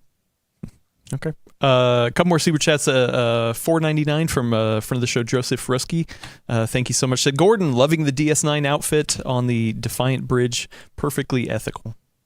So there you go. The best of the 3 series. There you go. We'll see.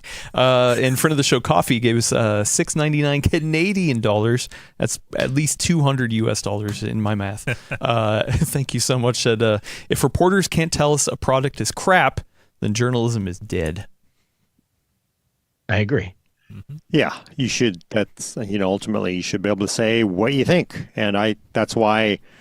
Again, we're talking about this because I think, Marquez did nothing wrong with his review. Yeah, maybe there's a little bit of a inflammatory headline, but that's accepted. So I think we're basic. I would say he did nothing wrong, and I would defend what he did. So. Okay. If it's an inflammatory headline, that's not a wrong headline. It's the truth of what it is. I don't consider it a bad headline. Right. Speaking of inflammatory, let's talk about mini PCs. This inflames. Yeah, those get hot. This flames a lot of people. Well, actually, we're transitioning to a more lighthearted topic now. The mini PCs. I guess my first question is, Russ, you're in this space. You've covered a lot of mini PCs. You're going to start doing some mini PC coverage here on our channel. What constitutes a mini PC? I guess what's your definition of it? Right. I guess for me, it's either something that runs with an APU, so it doesn't have a dedicated graphics card, or if it does, then it's got to be like pre-built, small, like something that comes in a complete package, and it's not a small form factor where you can replace it, like user replaceable, but more along the lines of just a box. So you're buying a box that's pre-made, and like if it can fit under a TV, like if it's consoleizable, that's a big thing for me. And yeah, that's kind of the thing for me. Well, and I think a lot of people would ask, okay, the follow-up question, especially for us, I mean, we have a lot of people who are into building their own and all that kind of stuff. Who is a mini PC for? So it's funny because the reason why I cover them is because they interest me, because I have the need for them. So I'm here in the studio right now. I got plenty of space, but in my house in Hawaii here, there's 6 of us living in this house. We are packed in like sardines. And so at the start of 2020, I built my own PC, just a smaller one, but it was a full, did the whole GPU thing and whatnot. And I should admit that I'm primarily a Mac user. I've been a Mac user for. Okay, we're going to wrap up the show here. Thanks for coming on. I'm just kidding. I'm kidding. It's a joke. Yeah, I think with a lot of other people, I got really into this idea of PC gaming. I've been a console gamer forever, and I was like, man, I really want to try this stuff out. That's and then also strikes. Emulation. Yeah, yeah. Console gamer. Oh boy, it's okay. Gordon's going to give you a hard time. So I was the perfect person because I bought a full-size PC, and I only had one spot to put it in. It was underneath my desk, kind of by my feet.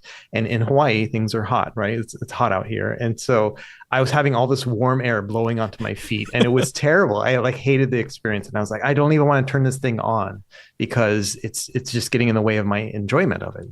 I tried all sorts of things, and then I heard about like mini PCs and whatnot, and so I picked one up on Amazon for cheap, like $150 or whatever, and it just became like a little magical wonder box where it was like, I can't believe this little thing can do so much. It's not going to do the same as my other stuff, but it just hit this threshold for me where it was kind of sparking joy, and so that's what really got me into it. It was the idea of having something that I can just put on my desk and can still give me performance that's good enough in some contexts. And so that's really what I started to push for, and not the idea of making the most powerful thing in the world that can cover every game in the world, but how far can we push these things and what kind of extra context can we do? Can we put it under a TV? Can we load a Linux-based operating system on it, turn it into a console, things like that? Here's a good question. Well, it's not a question. I'm going to put it as a question. Is a Raspberry Pi based system a mini PC? Would you consider it the same thing? Sure, absolutely. It's a SBC, so single board computer, just a lot less powered, obviously, and it's I would even argue there are some Android boxes that can be dual booted into Linux as well. I would consider that to be a mini PC too. It's using, which essentially is just a mobile chip, an ARM-based chip, but all the same, if it's giving you a PC-like experience, you can run Batocera or Emulek or something else like that. All these Linux-based retro gaming distros, then yeah, totally. We have a question from a friend of the show, Zodwraith. Just giving you a hard time. Mac and a mini PC user, do you not like to play games? But yeah, I mean, the Mac side, whatever. But the mini PC stuff, I mean, a lot of this stuff, just like handhelds, is changing rapidly. I feel like the mini PC space is definitely changing rapidly, within the past, 3, 4, 5 years as APUs have getting more powerful and stuff like that. And while it's easy to kind of thumb up your nose at dedicated graphics, stuff like that, or I'm sorry, integrated graphics, I mean, you can still get some good experiences on these mini PCs. Oh, right? Sure. Like, especially last generation, like 7000 series Ryzen APUs, like the 7840HS, for example. Find a game that won't play on it, because every game will play. It's going to be, 720p maybe in some aspects, whatever. But all the same, it's pretty amazing where we've come just from the very first days of my first mini PC to now. And so it is a strong argument for me that, you could spend $700 on one of these mini PCs, the higher end, and they're going to be able to play most PC games. And for many people outside of the specific core like PC gaming space, that's going to be good enough. And so that's always been the really compelling thing for me, is this idea of where is that threshold? What's the good fit for you? Because you may not need a full tower.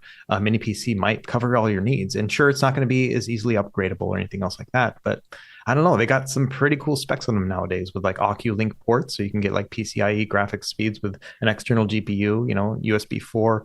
There's a lot of different things that you can do with these that really make them kind of innovative for me.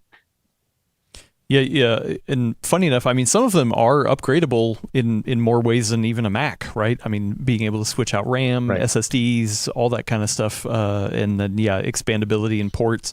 I mean, this plays a little bit in handhelds as well. But how much value do you place in expandability for these kind of mini PCs, or do you feel like most people are just going to buy what you get and not really touch it?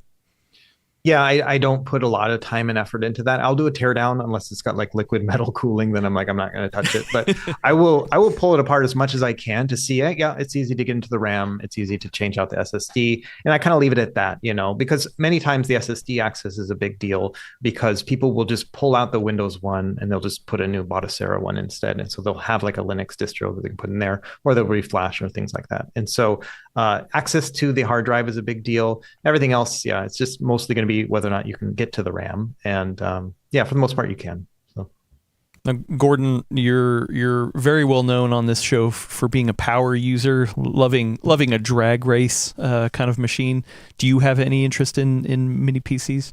And if so, what are those kind of interests? I have interest in it because I think it's a fascinating category.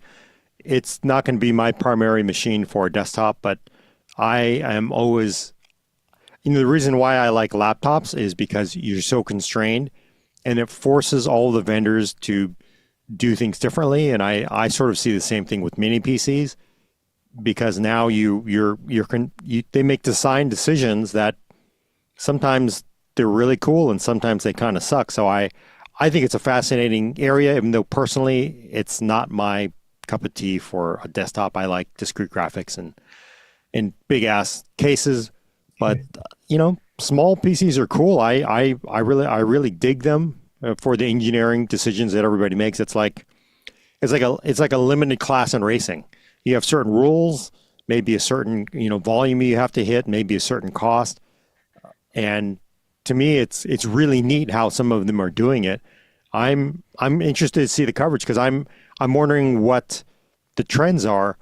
Are they mostly mini ITX? How many of them are, socketed parts, or are they all basically BGA soldered down CPUs, APUs? And then how many of them are using, soldered down RAM? I guess or are they mostly using SODIMMs?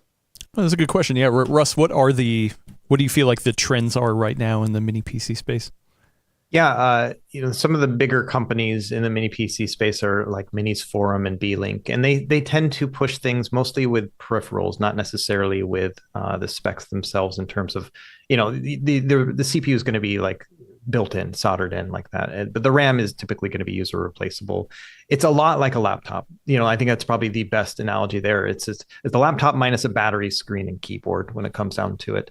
And you're just going to be placing it on your desktop only. And for me personally, I don't have a need for laptops for the most part. I don't need that portability aspect to it. And so, yeah, there's some trends that we're seeing, like for Minis Forum in particular. They just released a tablet PC, their first ever. And so it's very similar to all the other mini PCs they've made, but just a different form factor. And it happens to have a touch screen as well. And so I do see them kind of trending in other areas where there's a gap. A lot of people have been waiting for good tablet, for a while. You've got the Surface tablets, but those aren't really gaming oriented. They have the Asus ones, which are exorbitantly expensive for most people. And so this is kind of that middle ground where somebody could get a good like Ryzen 7000 chip, or actually 8000 chip in this one, and still have that tablet like experience too. And so I did a pretty positive review on that one. It just came out about a week ago. So yeah, I see this kind of moving towards more pushing the ports and what kind of access you have to it, Oculink, things like that, as opposed to user replaceable CPUs, things like that. I don't see that happening. I think people just want something that's kind of pre-built. And you mentioned Asus, and actually they ended up buying the NUC business from Intel. Right. And I mean, apart from that, I feel like mini PCs is kind of an area where they're getting a little more traction. So I feel like even bigger companies like that are kind of exploring that space. But I think some of it is regional based. Like I feel like I do hear a lot of people in like Asian countries where mini PCs are way more prevalent than the US. Do you think that just boils down to space constraints, or what do you think that comes from? Yeah, I see two different trends. One absolutely in Asia, it's a space constraint. And then in Europe, there's a big demand as well. And it's a power constraint. So they're looking at these things that only are pulling, a quarter or a fraction of the power out of the wall as opposed to a full desktop PC.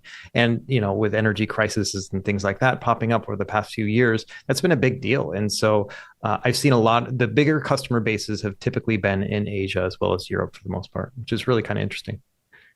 I'm actually going to later this year switch to a mini PC for my full-time, work. Nice schedule. Really? Yeah, it might be surprising y'all.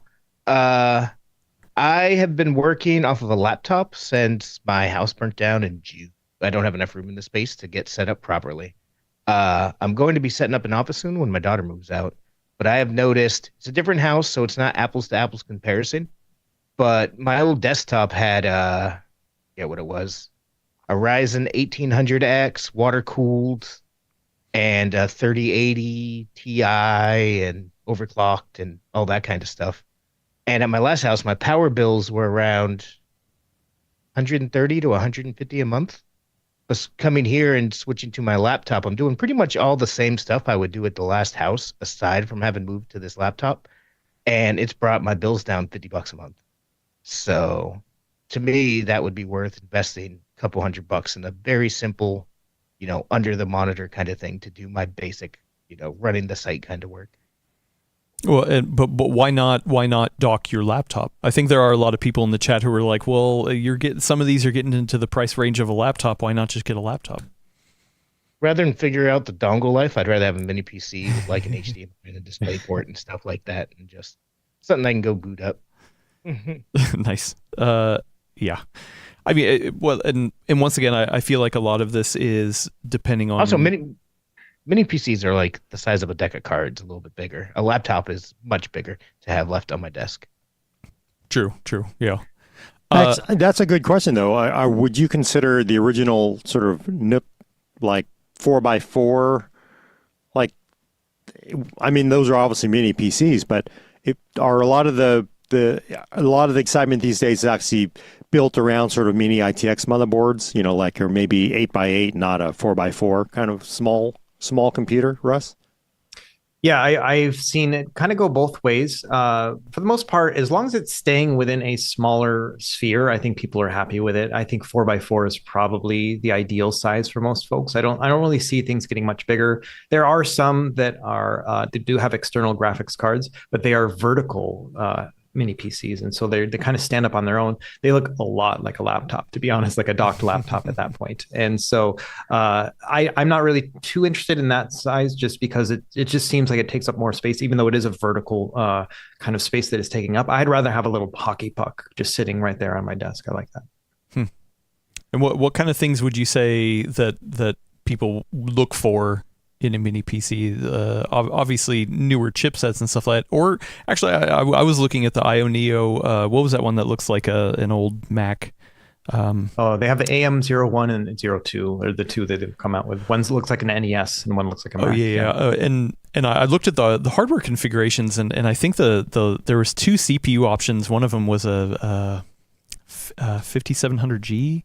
Right, and then the other one was a 2500U or something like that. And I was like, "Oh my god, that's real low ancient power. Like, who would want that?" But I mean, they're offering it for a reason. Like, why have something so old?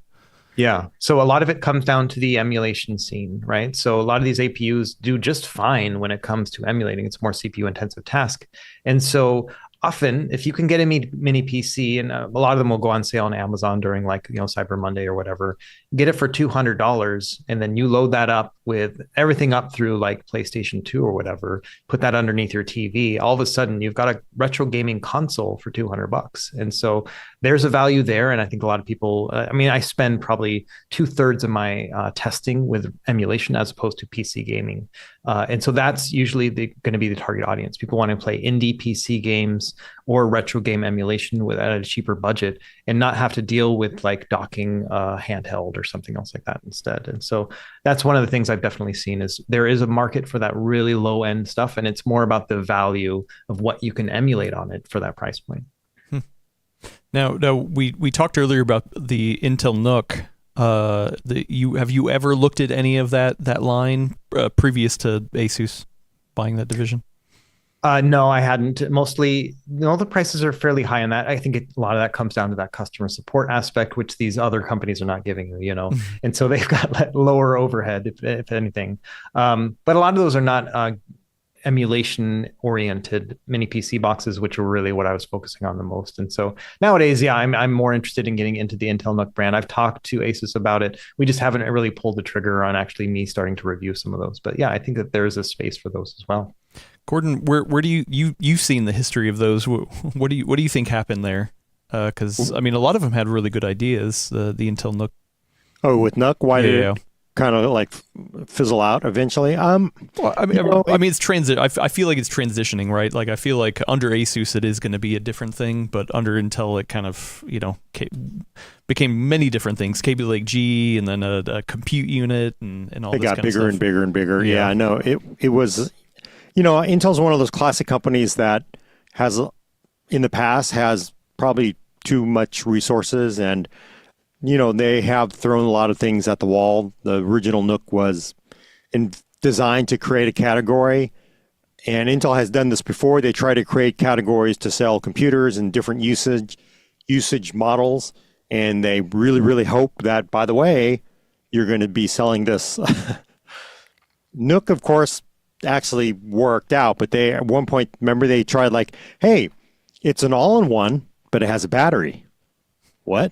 Yeah, like it's an all-in-one that has a battery, so you can unplug it and carry. It's like it looked like a monitor you're carrying around your house, like a tablet, And they have tried many things just to simply get categories started because, by the way, new PCs are going to most likely going to be selling new Intel CPUs.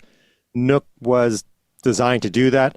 I feel at a certain point they crossed that line and there just wasn't enough money to be made on it, and all the partners were already making, had entered the space. So they just probably said, you know what, this is not worth doing on our own. We'll just let the partners handle it. They're doing pretty well.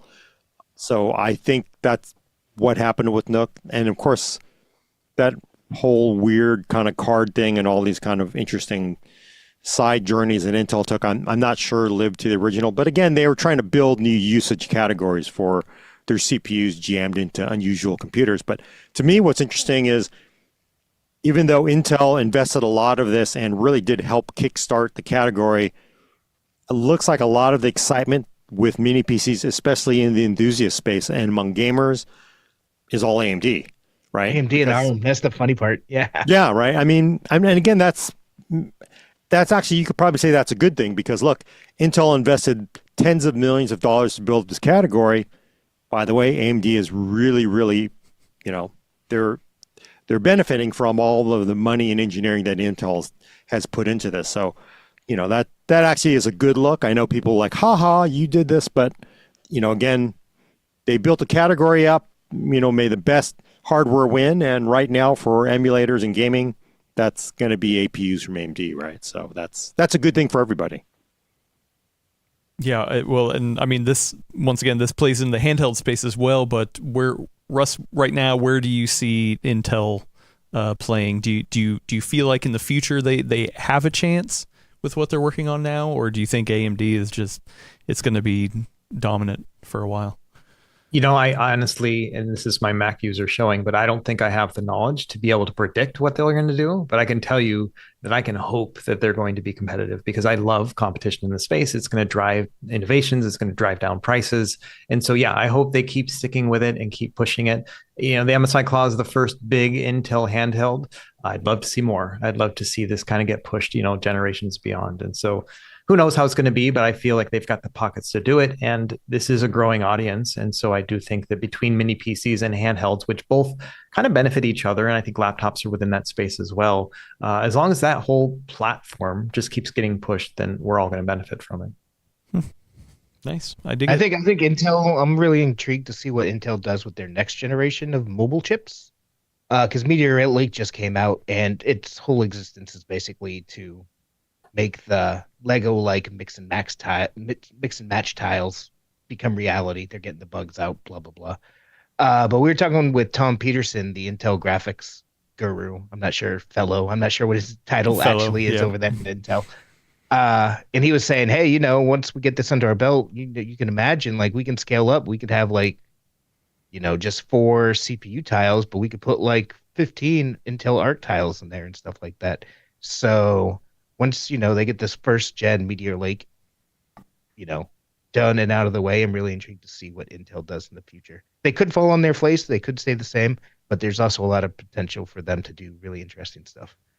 Yeah, Lunar Lake's actually looking pretty impressive. I didn't realize the rumors are saying that they have integrated LP5 down in the package. So it may be a very competitive part. I guess the question is, are they really going to want to sell it at a price that will make it work in handheld game consoles? But performance is not going to, AMD and Intel are going to be fighting it out here. Although, Russ, you've admitted on the record that you are a Mac user.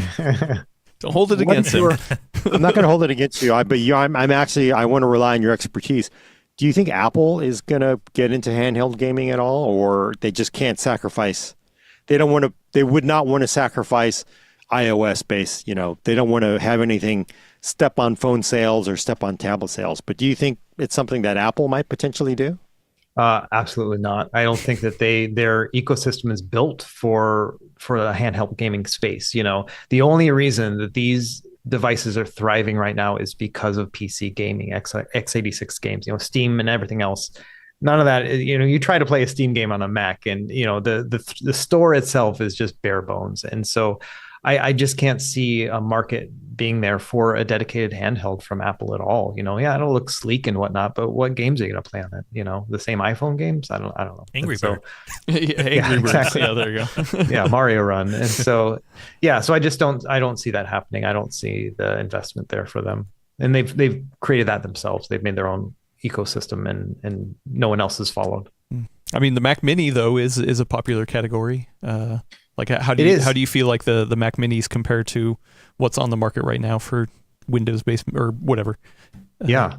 So I actually went and I bought one of the M2 Mac Minis and did a whole video on it, $600 or whatever it was for the lowest spec one. And I did a full emulation video, like what can it do? Because there are programmers who are porting over onto Mac OS some of these emulators and whatnot, and it outclassed every other $600 Windows-based PC when it came to emulation. But then, of course, when it came to PC gaming, which is tens and thousands of games to play, it fell flat on its face. And so from an emulation specific perspective, as long as the emulator was there, and most of them were as like Xbox and PlayStation 3 emulators not existent on Mac, but most of the others are. And so everything else, yeah, absolutely just head over heels better than the Windows component, but it's the limitations of that ecosystem between the Steam games that you can and cannot play, and then, the other emulators that just aren't even being developed for Mac OS. And so, yeah, it's one of those where, man, if somebody just pushed everything towards that APU, it would be amazing. But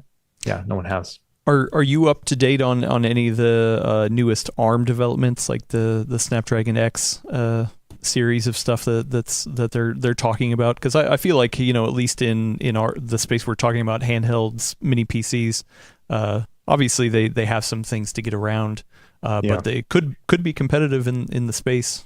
Any thoughts on that stuff? It would be so amazing. Can you imagine an ARM-based handheld that can run, Windows ARM, and if Windows ARM was great, and you can play your Steam games or whatever through that, and have all the efficiency, the battery life, and whatnot? Would be just an amazing mixture. There are a lot of ARM-based Linux operating systems that will work with a lot of these cheaper handhelds. The problem is driver support and things like that really limit what you can get. So we're not seeing something that can compete in the x86 space from an ARM chip when it comes to those Linux-based handhelds. But if it could, it would be just kind of amazing. And I don't know, I hope that that's the future at some point, but I don't know if there is a big enough customer base to incentivize everybody to get all those graphics drivers and everything else required in order to have that experience that I envision in the future. People like me and Carrie from the Fox, we can just say, oh, this is definitely going to happen, but we are in our own little echo chamber at that point. So yeah, who knows? Well, Gordon, what do you think? You're following the Snapdragon news. Are you hopeful that it'll make into a handheld gaming console? Yeah, or the problems that we've experienced in the past with ARM-based devices that this time maybe they have worked it out. Well, they're talking up a really good game, and the gaming performance, it sounds like kind of what Apple was saying pre M series parts. So I think there is that chance that they could be sort of competitive. I mean, they'll be competitive in battery life probably, but I don't think performance, they're going to hold a candle to AMD or what Intel has coming going forward.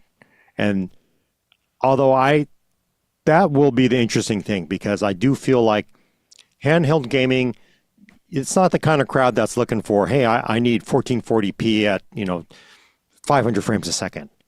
So I think there's a chance to sort of level it for ARM-based handheld game consoles, but we'll have to see if it actually performs as well as they have been claiming. It's always I'm always very doubtful of it based on previous Qualcomm parts and being disappointed over and over and over again. So maybe it'll work out, but it does look better this time. Maybe. Qualcomm is talking like an astonishingly big game, and I'm very curious to see how it goes, because either it's true and those chips are probably going to be pretty all right, pretty awesome for a bunch of different scenarios, or there's still compatibility issues and it's just going to blow up in their face. I don't think there's going to be much of a middle ground here. Yeah, I mean that's part of, we are seeing a controlled marketing PR campaign, because we're seeing benchmarks that they want us to see. And again, the benchmarks are not necessarily something you should doubt, but once they actually get out in the world and people are testing everyday actual applications that everybody uses on their x86 laptops, and the things kind of like suck, then I think there is entirely possible that it'll end up exactly the way we've seen with the previous chips as well. So, but I am hopeful that this time maybe they will kick that football to the moon, and Lucy's not going to pull it away. So we'll see. I'm really curious to see how the graphics go in particular, because I think they really could, if they manage to hit and then generally continue with all the claims that they've been making for these Snapdragon X Elite chips. It should have very long battery life and surprisingly good integrated graphics. Like Mark got to test out the Snapdragon X Elite platform a few weeks ago. He was playing Control on it. He was playing Baldur's Gate, and there was one other title. He said, "Yeah, it was at It was a racing game.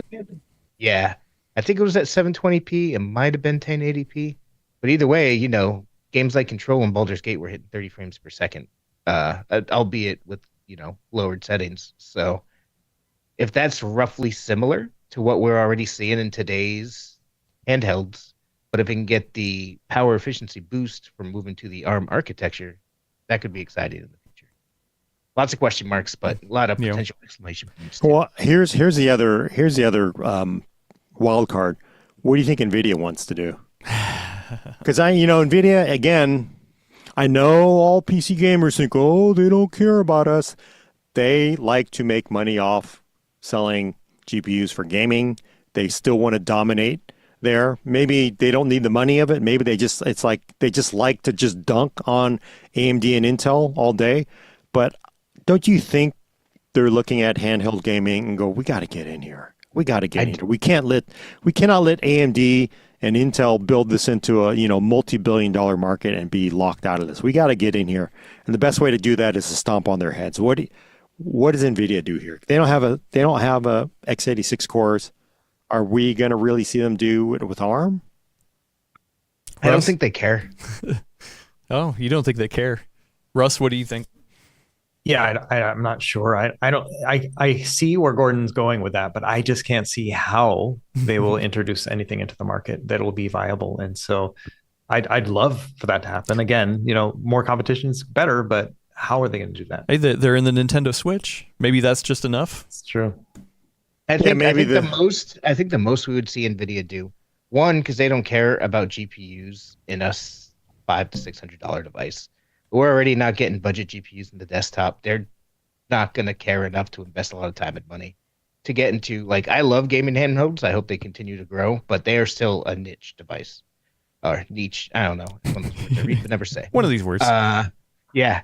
I could see them doing something if they wanted to get into it. That's like another one of those cloud gaming handhelds that doesn't really have a GPU, so you can stream your GeForce Now games to it. I could see them doing that. I could see it just like the other streaming handhelds that we've seen from Razer and Logitech. Most people being whatever. And so that's why I don't think NVIDIA cares will get into it. Yeah. Huh. I mean, I can't quickly pull up the stats, so I don't have it here, something that I could reliably show. But hey, if the Nintendo Switch is selling millions and of units, and more so than the Xbox or the PlayStation 5, maybe that's enough to be like, hey, well, look, we're already winning here. So the Switch 2 is the real answer if that's what really happens. Yeah, I guess, but it just feels like NVIDIA, they like to punch their competitors in the face, and and I think part of any winning strategy is not to let your competitors develop a market and dominate it and then try to break into it. So they've got graphics cores, and I would argue handheld gaming is probably more important to them than people trying to build a $400 budget PC, because that's just not, there's really no money in there, but it definitely feels like there is money in handheld gaming. So I kind of think they have designs on the drawing board. Again, I'm just guessing here. I have no idea, but just knowing muscle memory of NVIDIA, they want to do something just to mess with them. So I think they want to get in here. I just don't know how they're going to do it necessarily. If they weren't already sold out of fab capacity or bought so much fab capacity through the end of next year to do all the AI chips and gaming chips already, I'd be slightly more inclined to agree with you. But I think right now they're just going to churn out all the big chips that they can do. Yeah, true. Well, and who knows, maybe this whole ARM push with Qualcomm and Microsoft gives them some sort of in a little bit later, and they're like, hey, you know what? We'll wait for you guys to figure it out, and then we'll be able to swoop in. Yeah, I will admit the NVIDIA Shield, like the desktop or it's like a little Set-top desktop, box like thing, yeah. it's like Android based, but obviously ARM, and it can run your TV apps and whatnot. A lot of people will use those for emulation because it's basically the same processor as the Nintendo Switch, and so it can emulate up to Generation 6 pretty well. And so there is a will there, but it's the Android platform that holds them back on that one. So if they get into ARM Windows, that'd be again, competition's great. I love it. Yeah, I would agree, because that was definitely, I think Google is the one that has fumbled ARM PC gaming. That could have happened. But with Microsoft pushing so hard for, ARM, maybe it'll change things up. I don't know. I'm just guessing. Yeah. Well, we do have a $9.99 super chat from just a friend of the show, Joseph Fresky. Thank you so much. Said Russ makes a great point. I was in the Army, and my Mac Mini was easy to move around with me. Mac Mini is now my Plex server. Nice. That's actually what I did with that Mac Mini that I bought for emulation. Turned it into a Plex server. There you go. But yeah, anything else on mini PC stuff before we wrap it up here? No? Gordon? Somebody asked earlier, why aren't we seeing, have you seen any mini PCs that use USB power delivery or USB-C to run them instead of using a standard DC and barrel charger? Huh.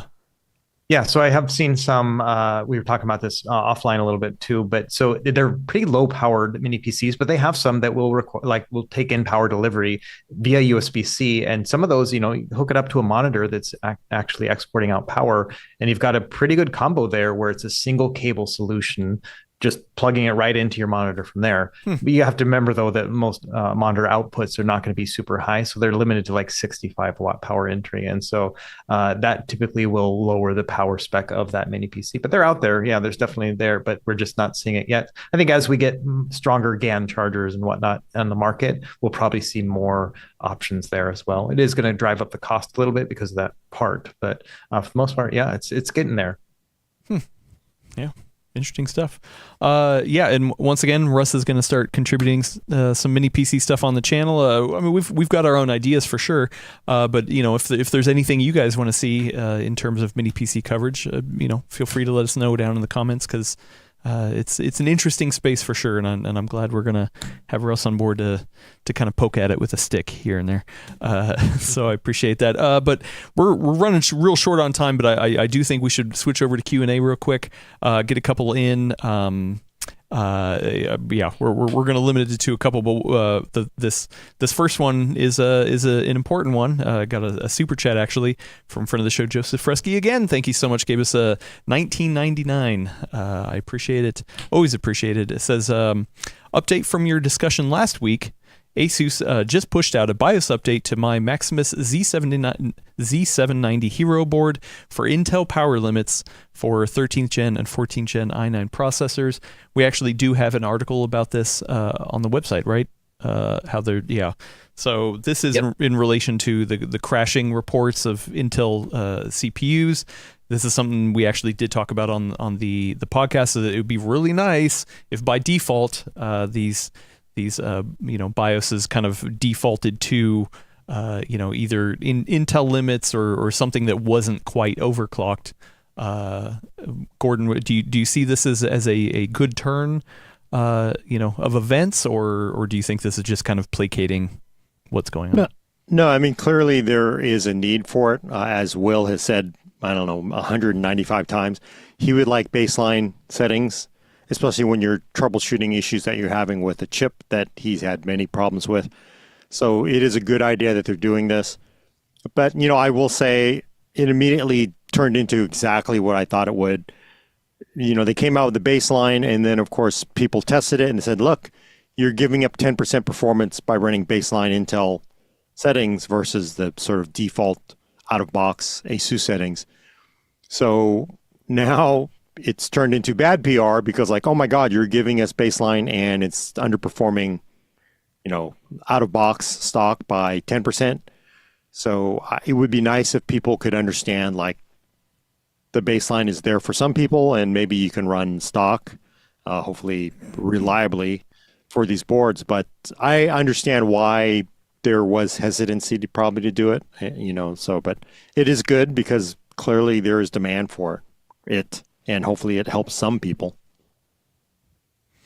I missed the conversation last week, but I'm hoping two things come out of this ordeal. I'm hoping that Intel starts to realize, hey man, they're hammering power way too hard on these, especially on these chips, especially once you toss them at the motherboard vendors who crank them even further. Like, these Intel chips are just power guzzlers. It's insane.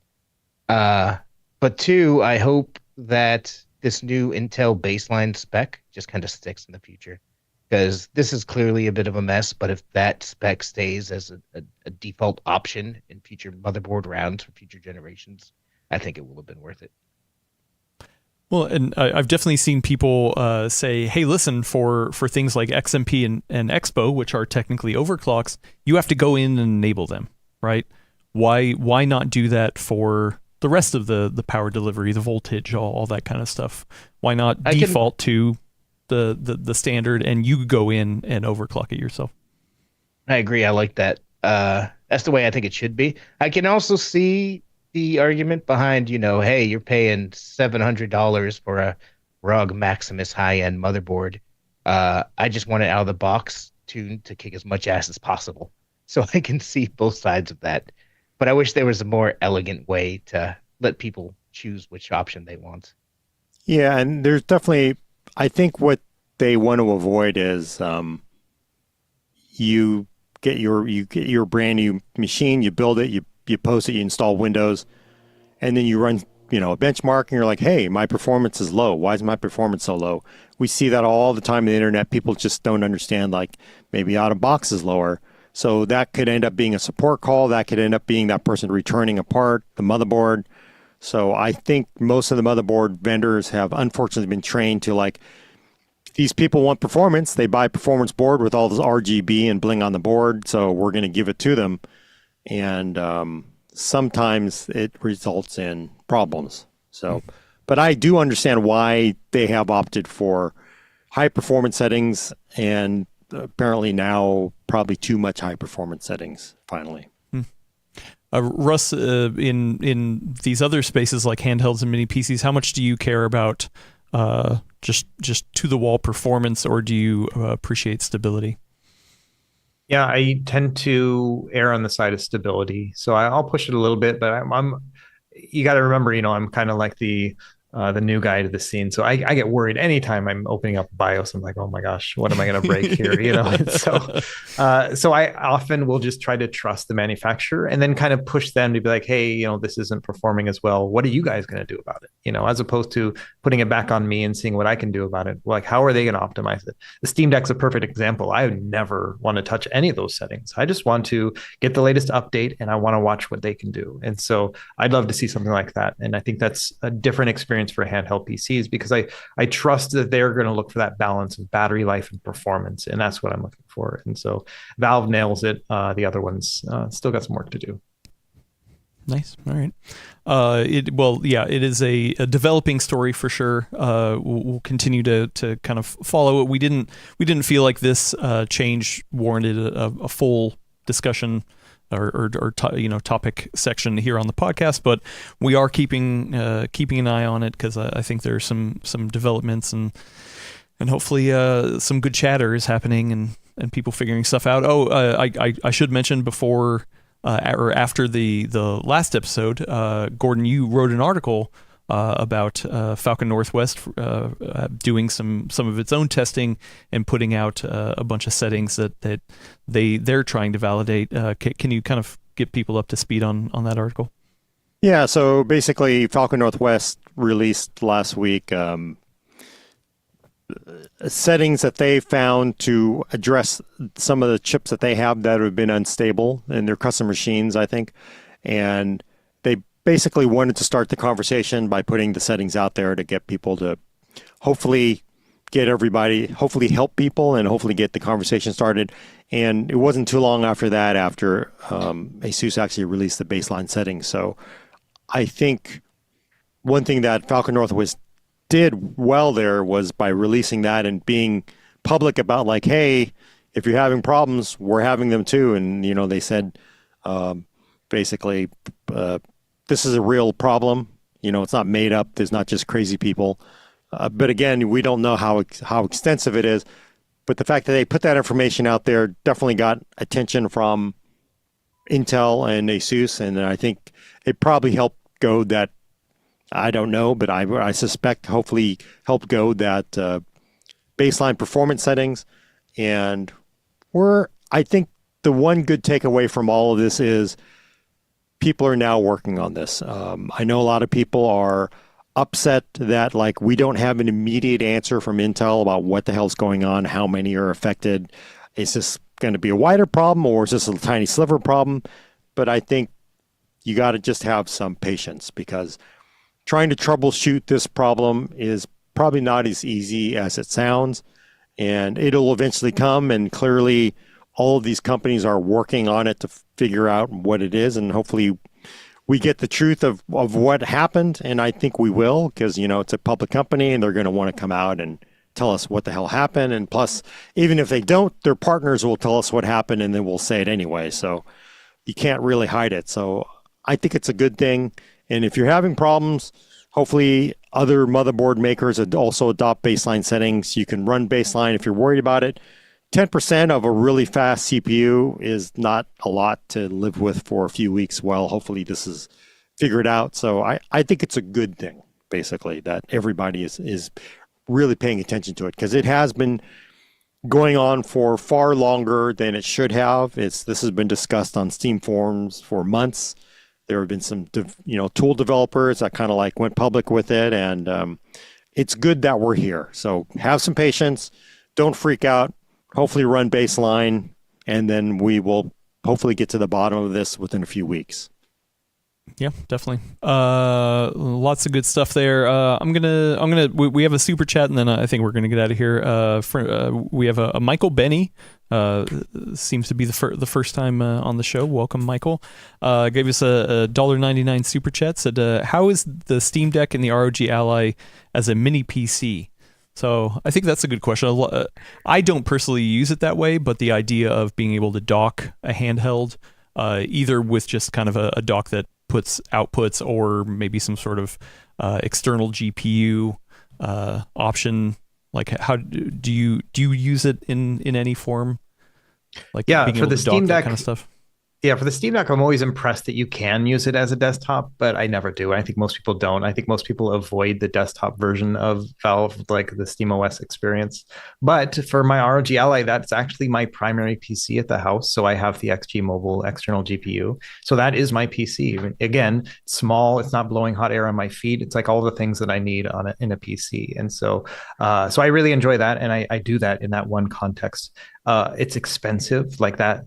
It's not a thing I recommend for other people, but for me personally, I think it's well worth it, given the fact that I can just kind of tuck the XG Mobile in a little corner in my house, plug in my ROG Ally when I need to do some desktop gaming, but then I can obviously pull it off and use it for handheld gaming as well. It's like a Switch Pro, if you think about it that way. You know what I mean? You can play like a Switch, plug it in, dock it up, and all of a sudden I'm playing the same game, same save, and in 4K. And so it's a pretty awesome experience, just a very expensive one.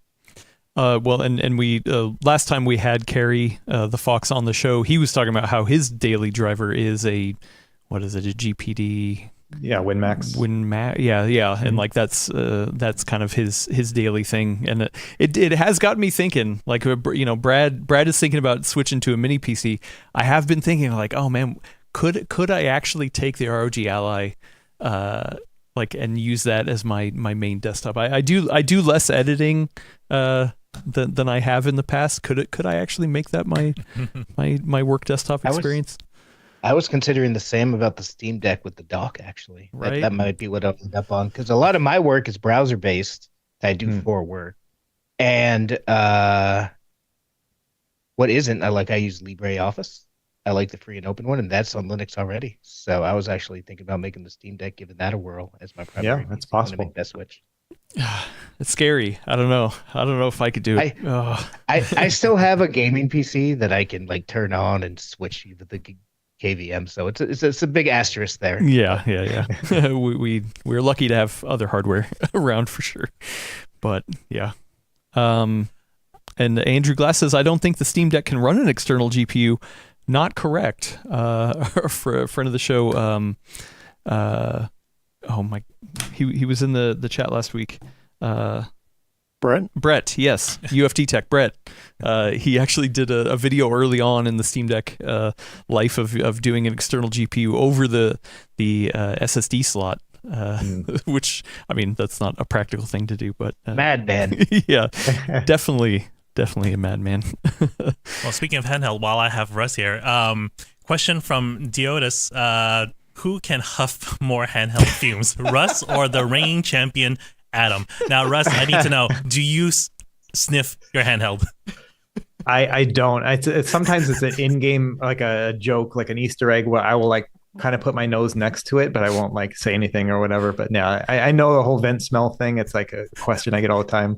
I don't do it. Is this the question I was supposed to be waiting hours? No. No, Well, wait. So you're saying you? Oh God, Gordon, you're gonna have to help me with the quote. Are you saying you didn't inhale, or you smoked but didn't inhale? Gordon, do your Bill Clinton joke. I couldn't inhale. I can't remember what he said. Yeah, what did he It's been say? Such a long time. Yeah, so Russ is one of those guys. He doesn't inhale it. He'll yeah. I'm aware of it. Yeah.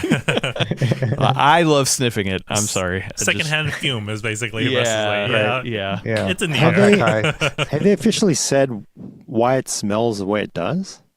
No, I the only thing I've seen is Valve saying, "Please don't smell it." That's what I've seen from them. Yeah. But MSI, I got them on video at CES saying it's okay to smell the claw. Wow. So, yeah, MSI said I it. should have put that in my review. Yeah, there you go. I still think scented thermal paste. I'm going into Computex. That's my big idea that I'm going to pitch to all the vendors. Hey, scented thermal paste needs to be a thing. I'm so used to all new electronics outgassing that horrible electronic smell, like it's like, oh, I'm just smelling all kinds of chemicals they used to wash the board off with, and I'm just surprised it actually smells pleasant. It makes me wonder if they are actually using a scented thermal paste, like you're saying. Maybe. I test a lot of really cheap handhelds, and there's like 3 or 4 major companies, and I can tell you the smell of the factories between them. When I open up the box, I'm like, oh, that's Powkitty. Like I can tell the difference of the smell between them, which is just insane. But yeah, That's awesome. Yeah, no, it's probably not good. You probably shouldn't do it. But for some reason, I'm addicted. I gotta just let Adam do it. All right, yeah, okay. Last question. We'll get to it now that I had forgotten. But Russ here, we have a very important question. Mm-hmm. We have a long-standing debate. Hopefully you're a movie guy, so you've seen both of these. But which is the better movie, Alien or Aliens? Oh my gosh. Think about it hard. It's okay. Yeah, I am. You're not going to hurt anybody's feelings. Maybe one person's feelings. But. So Alien, definitely, because of the lore. Like the fact that you just walk in and there's the like spaceman there, and you're like, what is that? And they don't even explain it, right? And then all of a sudden, like the innovations of having the xenomorph and the chest burster and the whole cycle of life, all of that put together in a one movie. It's not the one I would prefer to watch. I think between the two, I think Aliens is more watchable. But Alien, the initial one, absolutely, like the amount of changes and the breakthroughs of it. It's the same reason why I love Predator. It's just so many cool innovations. And so, yeah, that one wins for me. That's 3 strikes. That's 3 strikes. That's a very good double answer, but that's the 3rd strike, man. Gordon was like holding back. He's like, well, I do appreciate that you admit I wouldn't want to watch this movie, which of course... No, that's not what he said. He said he'd prefer to watch Aliens, not that he wouldn't want to watch Alien. Yeah, it's more watchable. Yeah. Definitely Aliens. That's definitely, I think, Well, I do like the way this food looks. I like the presentation, but it does taste like poo, so I think I'd rather eat this burger, but I do like the way this looked. So I guess I can agree with that. Russ, that was the correct answer. Alien is the better movie. Correct. Oh, yeah. if you couldn't tell, it's there's variances of opinions here. Yeah, I can tell. Anyway, I think we should wrap this up. We've gone on longer than anticipated, as it always does happen. Check back next week for your fix of PC talk here on the Full Nerd. To listen to us on the go, subscribe to us over on Apple Podcasts, Spotify, YouTube Music, Pocket Casts, anywhere you can point your RSS reader to. Then hopefully this podcast is over on that. And if you do, if you would like to make our hearts just warm and giddy on the inside, please leave us a review on one of those services. Every time you do, we have yet another debate about Alien versus Aliens with a new guest. Actually, that's going to happen either way, but Yes. you should please leave us a review. I want to thank everybody for coming on. Gordon, thank you for being here. As always, please beam me up, Scotty. AMD Prometheus will be better than Prometheus the movie.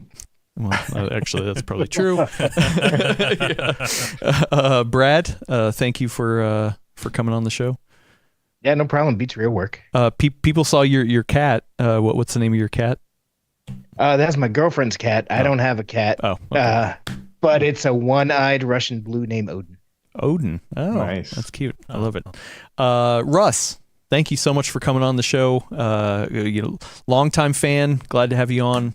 Glad to have you in the PC world ecosystem. Yeah, I'm honored to be here. It's my first and only appearance now that I have those 3 strikes, but super happy to be here. No, it's just in Gordon's book, no worries. Don't stand close next to Gordon. Yeah. Thanks everybody out there, especially the people who gave super chats. I really appreciate it. And thank you, Willis, for controlling the verticals and horizontals. Let's get us out of here. All right. Thank you, Adam. Thank you, everyone, for tuning in. Go watch Alien and Aliens and tell us what you think. Give us your Aliens. review of it. All right, everyone. Thank you so much. I'll have a good day. Bye.